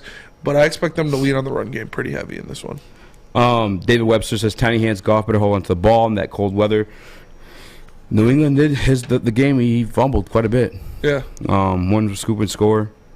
There's no turnovers in the Giants game. No turnovers in the Bears game, although he threw a couple that could have got picked off and took it to the crib. What are you shaking your head at? What's wrong? He's got Jeb Large in the Woodward Sports chat. If Houston really wants Jared Goff for the first overall pick, they're going to give us picks. I say take it. There is no chance in hell the Houston Texans trade the #1 overall pick for Jared Goff. Can I ask you this, though? That's the stuff that baffles me. Like, when people say stuff like that. Like, I understand the guy's having a great year, but do you really think they're going to trade the #1 overall pick for him? Come on now. Fleece some Holmes. Go ahead. Yeah. I mean, Brad Holmes pulls that off. I'll buy a Brad Holmes jersey. Well, I asked this earlier in the season. I said, how much you think Jared Goff goes for? Now that the season's progressed, we put him in our top 10 now. Yeah. What do you think the value is? Well, I mean, I don't know. I don't think they're going to trade him, but I know, but what's the value? You can get a first rounder for him for sure. Now you're saying okay, see, hop it on, JB. You saw it was crazy not the too. #1 overall pick. Yeah, not the #1 overall pick. Can you get a first round out of Goff? Can you get a first round out of Goff? Yeah. I still probably actually. Abe Sauce isn't going to be guarding over. That's a lot. No, I don't think you will. Yeah, honestly, the quarterback market for, I don't know, because I don't want to be disrespectful. The way he's playing right now, you should get a first rounder for him. Because I don't want to compare him to guys that have been traded. Like Baker Mayfield went for like a 6th round pick. Sam Darnold went for something like that. Like, he's better than those guys. So you'll get more for like than that second rounder and like a what? Yeah, third and fourth. He's playing much better than Carson Wentz. What about a 2nd and a 3rd? Yeah, I could see that. Yeah. Would you take that, giving his play? Because I mean, we're still under 500, and then the games we lost, Seattle pick 6. I'm not looking at that. Cowboys, right now. Couple turnovers. I'm not looking at that right now unless they have a plan. Scared of these unless they have a plan gobblers. at quarterback, I'm not looking at Nate Sudfeld. You Goff gobblers got my man shook. What do you mean? They got you shook. What's your plan then? I'm asking you. You taking C.J. Stroud and rolling with him? If I have C.J. Stroud, if the offer's on the table 100%, I'm pulling the trigger on it, yeah. Because I do have the opportunity to take a C.J. Stroud, well, whoever it is. You know what I'm saying? So, yeah. But if it's a good offer, it has to be a good offer. It has to be a great offer, yeah, I think. But I think odds are what realistically is going to happen. We go Darnold into next went year. for a 2nd and a 4th? Yeah, that's... Who said that? That's what Abe said. That's a lot. Goff would go for more than that. I could maybe Frank's first rounder. Sure. Yeah. I don't think they're looking at that right now though. For just one first round pick, it's like a late first rounder. Straight up Goff. Probably, yeah. Yeah, I'm not. I don't think they're looking at that though. So. I don't think that's realistic. Yeah. Yeah. Well, let me tell you guys about the Butchery, because the official meat supplier of the Woodward Sports Network is the Butchery. You can call 248-682-2697. That's 248-682-COWS. Or move on over and order online at thebutcherysl.com. Shipping included for Woodward Sports customers. The Butchery meats, eats, and treats. Sandwiches to die for. Wagyu meats and artisan breads inspired by the legend Chef Dave. Only the best of the best for our meat-loving customers. An old-school butcher shop from a new-school perspective. And again, shout out to Chef Dave for the birth of his newest child. You know the guy knows how to handle his meat, so go order some at thebutcherysl.com. It's back. Year 3 of Woodward Sports Stuff a Studio is here. The past 2 years, we've collected new unwrapped toys and stuffed our studio so we could hardly fit in it. This year, we're doing it even bigger. Join Woodward Sports and our whole family December 19th to the 23rd as we stuff our studio. While you're out shopping or just sitting on your couch ordering presents, make sure you grab one extra and drop it off at our studio, 15 Mile in Woodward in Birmingham.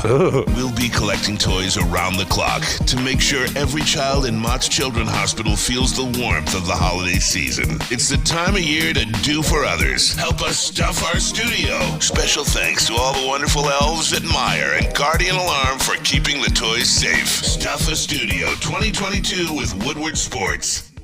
As chilly weather approaches, Big Boy's got the perfect comfort meals for you. Try our hearty classic meatloaf or our creamy Cajun chicken Alfredo. These will be sure to leave you craving for more. How about breakfast? Our stuffed potato pancakes are back with our lumberjack, blockbuster, and Santa Fe garden. These potato pancakes will definitely fill you up. Whether it's for breakfast, lunch, or dinner, come stock up on the perfect comfort meal today. We'll see you soon at Big Boy.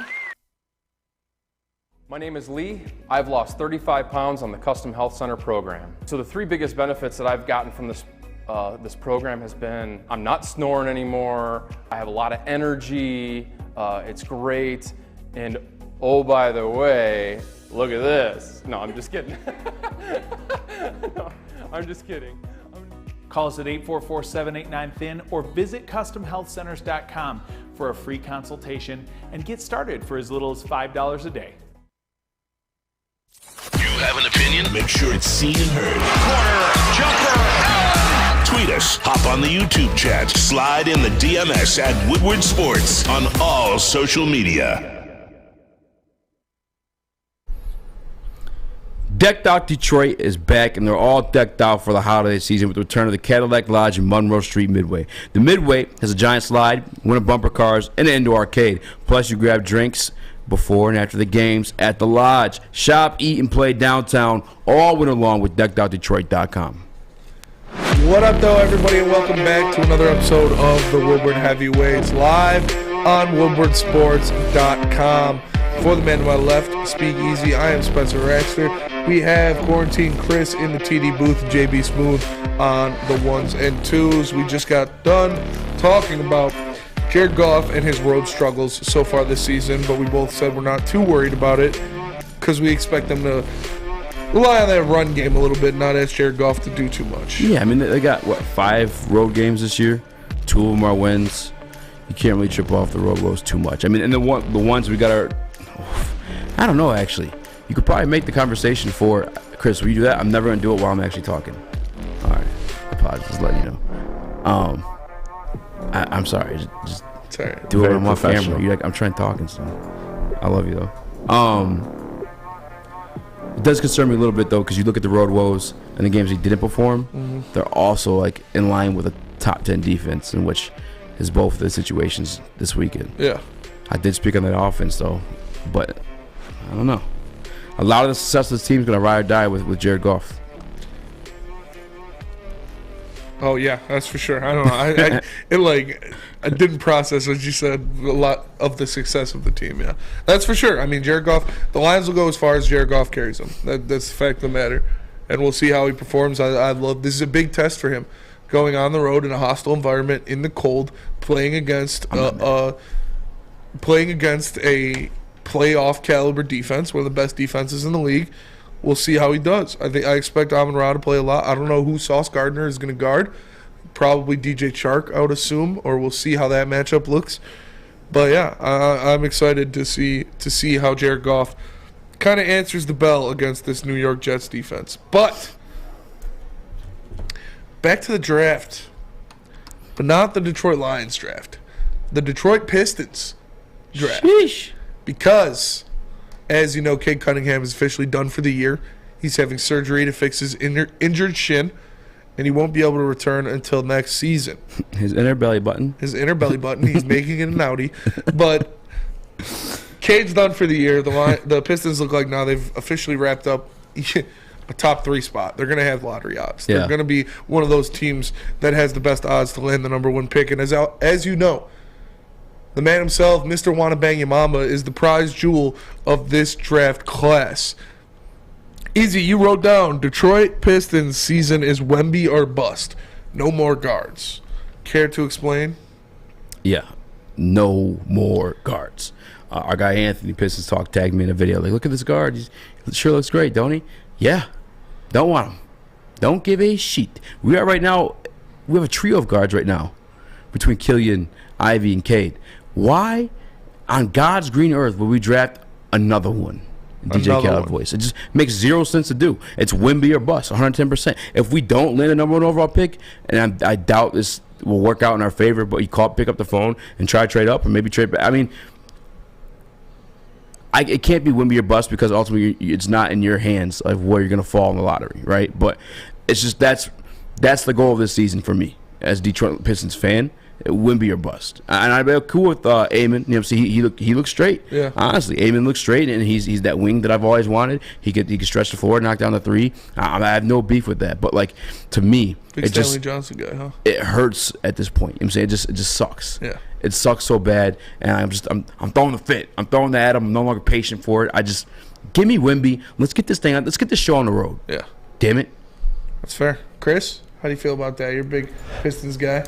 Yeah, I totally disagree because at the end of the day, like I said when we talked about Scoot Henderson earlier, or whoever you get, this Piston team needs talent. Like, let's just go through the young guys. Killian Hayes is in a role that he can't maintain. We all know that this is not the future point guard. You have Cade, who will be fine, but Sadiq Bey hasn't made the jump we expected. Jaden Ivey is raw but showing potential. Same with Jalen Duren.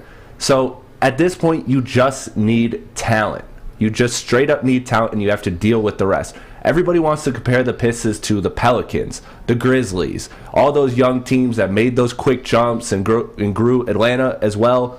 But truth be told, the Pistons are more like Charlotte and Orlando. They're still trying to find their way. Orlando has no faith or promise though. Like that scares me. I mean, sure, Paulo. Yeah, they got Paulo now. But like Paulo, how many guys? Look at the guys they get into. Jalen Suggs has been playing well so far. That's what I'm saying. They're all good. They're all talented. Like Chris was saying, like they're good players, but they're on the treadmill. They're running. Yeah, they're not missing going direction, and that's where the Pistons are. So right now, you have to just take talent. You can't worry about fit because right now your team doesn't fit. That's just a matter of fact. You prefer Wembanyama. At this point, you have.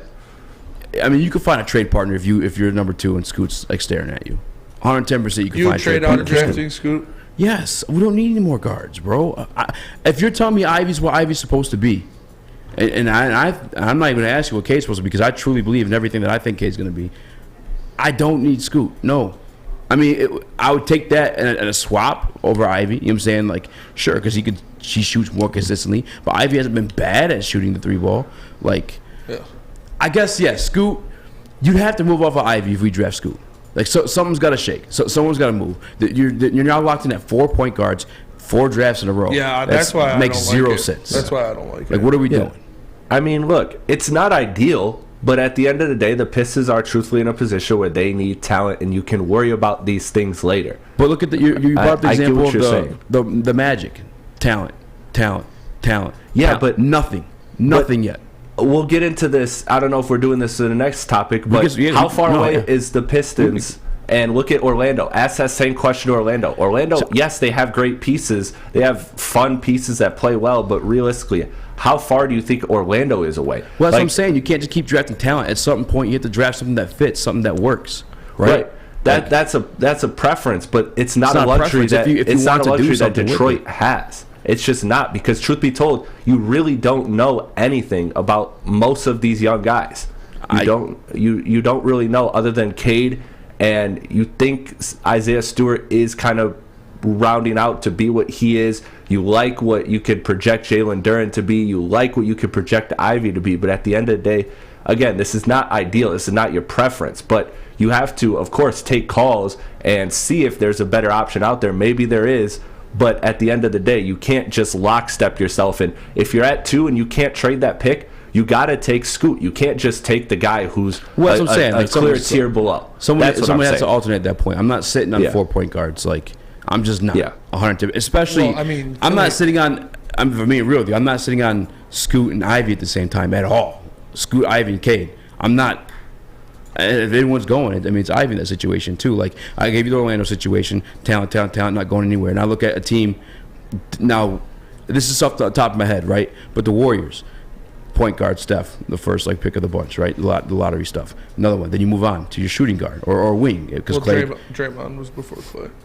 I thought they're in the same draft. Well, Draymond's second round pick though. Yeah. So he wasn't really supposed to be what he ended up being. But then you moved on to Clay. Then Harrison Barnes. You know what I'm saying? Like, you drafted for fit.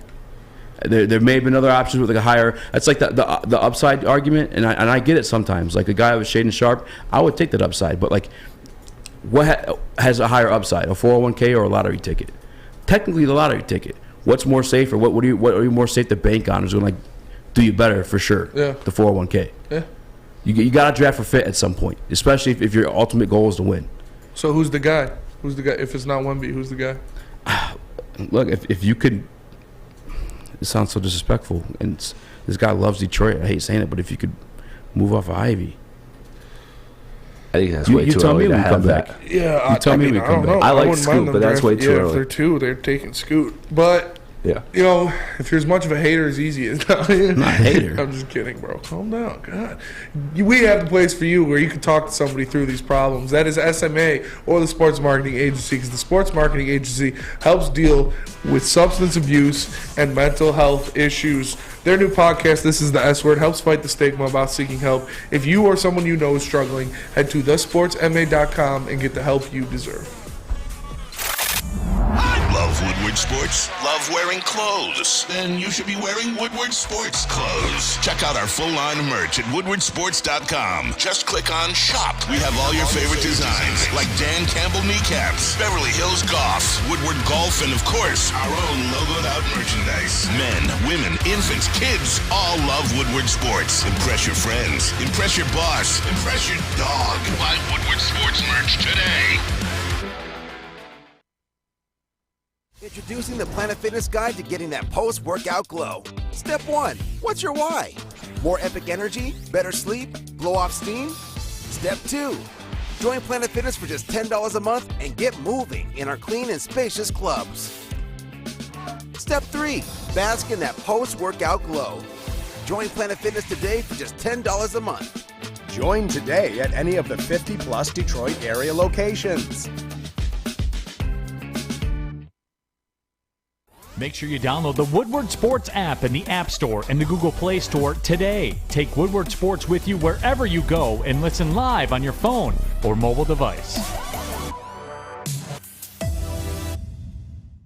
The Folding Warehouse named Tramix is the home of the original football bowling pin game called Folding. They have multiple different ways you can play. $12 open unlimited play, as well as private lane reservation for $120 if you get thirsty. They got a $2 mystery beer vending machine and multiple fully loaded bars to choose from. So make sure you go check them out in Hamtramck or visit them online at foldingwarehouse.com. What up, though, everybody, and welcome back to the Woodward Heavyweights, last segment of the show, live on woodwardsports.com. I am Spencer Raxter. He is Speak Easy. We got Quarantine Chris in the TD booth, JV Smooth on the ones and twos, and we're joined by somebody. 11. We're joined by Axl Rose in the Maz. I actually want to see if people are able to guess who this is in Woodward Sports Chat. Put the camera on one more time. Just let them get a good look, or they can pause it, rewind it, whatever you want to do, actually. Do you guys know who this is? Or have an idea? It's some I know it's delayed. Some creepo just ran into the studio and took a seat. So, how do you feel about the situation? If you have the number 2 pick as the Detroit Pistons, obviously Wembanyama is gone. Are you taking Scoot Henderson and you're okay with that, or are you trading out of it? What do you Given the context of sitting on 4 point guards, though. No, I don't think we need another point guard. Thank you. Well, but then you do have to take best player available, so I don't know. So make up your damn mind, yes or no? Yeah, if Scoot Henderson is the second best player in the draft, then you take He him. is. Then, yeah, I would take him second over. There you go. Okay. Yeah, I mean, it's not ideal, but you do it. Not ideal. Well, no, but I said something before the break about trading Ivy in that situation. Is that not what you're doing? Like, you guys are going to sit on all 4, or what? You're talking about Killian Hayes. Like, do you really believe Killian Hayes is a core part Essential. of the Pistons? Yeah, Pistons I think future. I think in a situation where I guess Ivy could work off the bench too, but I feel like he has more potential than that. Like I think you're wasting him as a young player. It's not fair to him, but he also wants to be here. Where Killian's kind of just here by draft situation. So yeah, probably Killian. But the reason why I brought up Ivy is because you're also getting a bigger return out of him for keeping it a buck. Yeah, I mean, I don't think you have to trade any of them. You're gonna sit there with all 4 of them. Well, I mean, Killian, you just don't re-sign him. He's going into like the last year of his career next year. So you would just or the last year of his contract. I'm sorry. Damn. Sorry. It looked that way a couple months ago. It did. The last year of his contract next year. So you're just losing to free agency for nothing? Yeah, that's what happens. You're not gonna try to trade him, get an asset out of it? Okay, what do you trade? Yeah, what are you trading Killian Hayes for? At least something. Cash consideration, second round. I mean, that stuff goes into like other trades and make big. You know what I'm saying? Yeah. You saw what Troy turned that whack ass Blazers pick into. Yeah. Jalen Duren. It's fair. I mean, but still, I don't know. Something for him. Yeah, I think Killian is the one you move on from in that situation. You're talking about trading Ivy, and I don't think that's the scenario. I just feel like you're wasting his talent. I mean, selfishly, and maybe if he truly still like wants to win in the city, you keep him because I'm 100%. That's a piece. Yeah, I think he could develop on defense. He's shooting a lot better than I expected him to do. So yeah, I mean that makes sense too. I'm not mad at that. I'm not vehemently disagreeing with that. I just feel bad for him at that point because Cade and Scoot are the ones seeing the floor majority of the time. I'd assume so. What do you think, Chris? I mean, again, I'll say it. Nothing. You're not wrong. Like, this isn't ideal. You take calls if you have the number 2 pick. You see how you like other prospects. Maybe you want that wing, one of the Thompson brothers or something like that, because Sadiq hasn't really projected to be what you want, and you can see what kind of assets you get, and you weigh those options. But again, at the end of the day, Pistons just don't have the luxury of skipping out on talent, especially a guy who could be as great as Victor Wembanyama is. He could end up being the best player in this draft class. I mean, Victor Wembanyama is a great player, but that frame is often kind of suspect. So you gotta weigh all options, and some are just not ideal, but you still have to take them.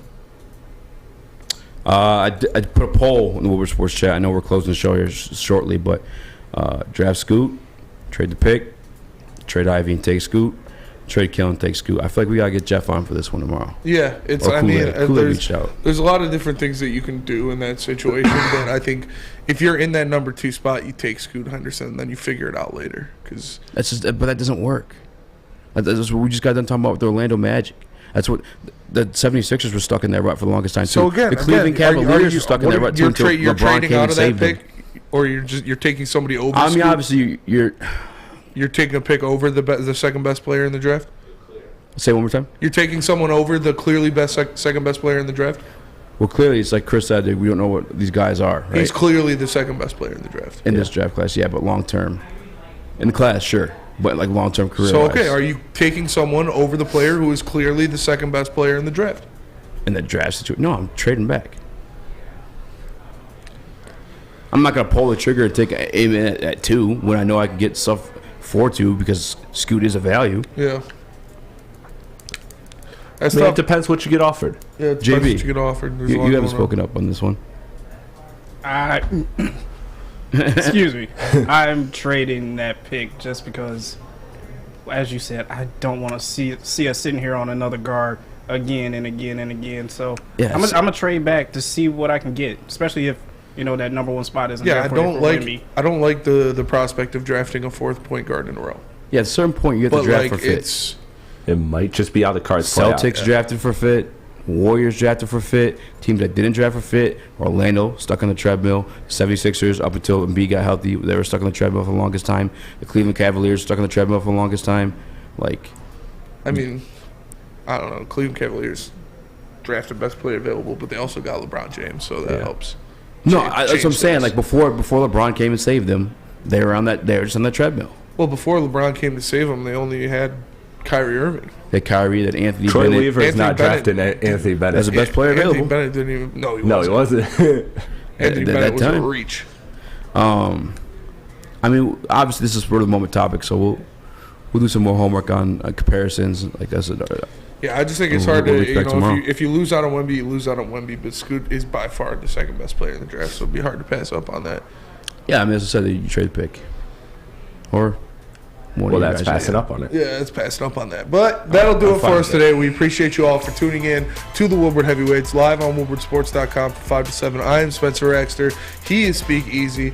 We have Quarantine Chris in the TD booth, JB Smooth on the ones and twos, and Axel Polo J in the Mavs chair. He wore the wig because you guys shamed his haircut multiple times. We appreciate you all for tapping in. Make sure you tune in tomorrow. Same time, same place.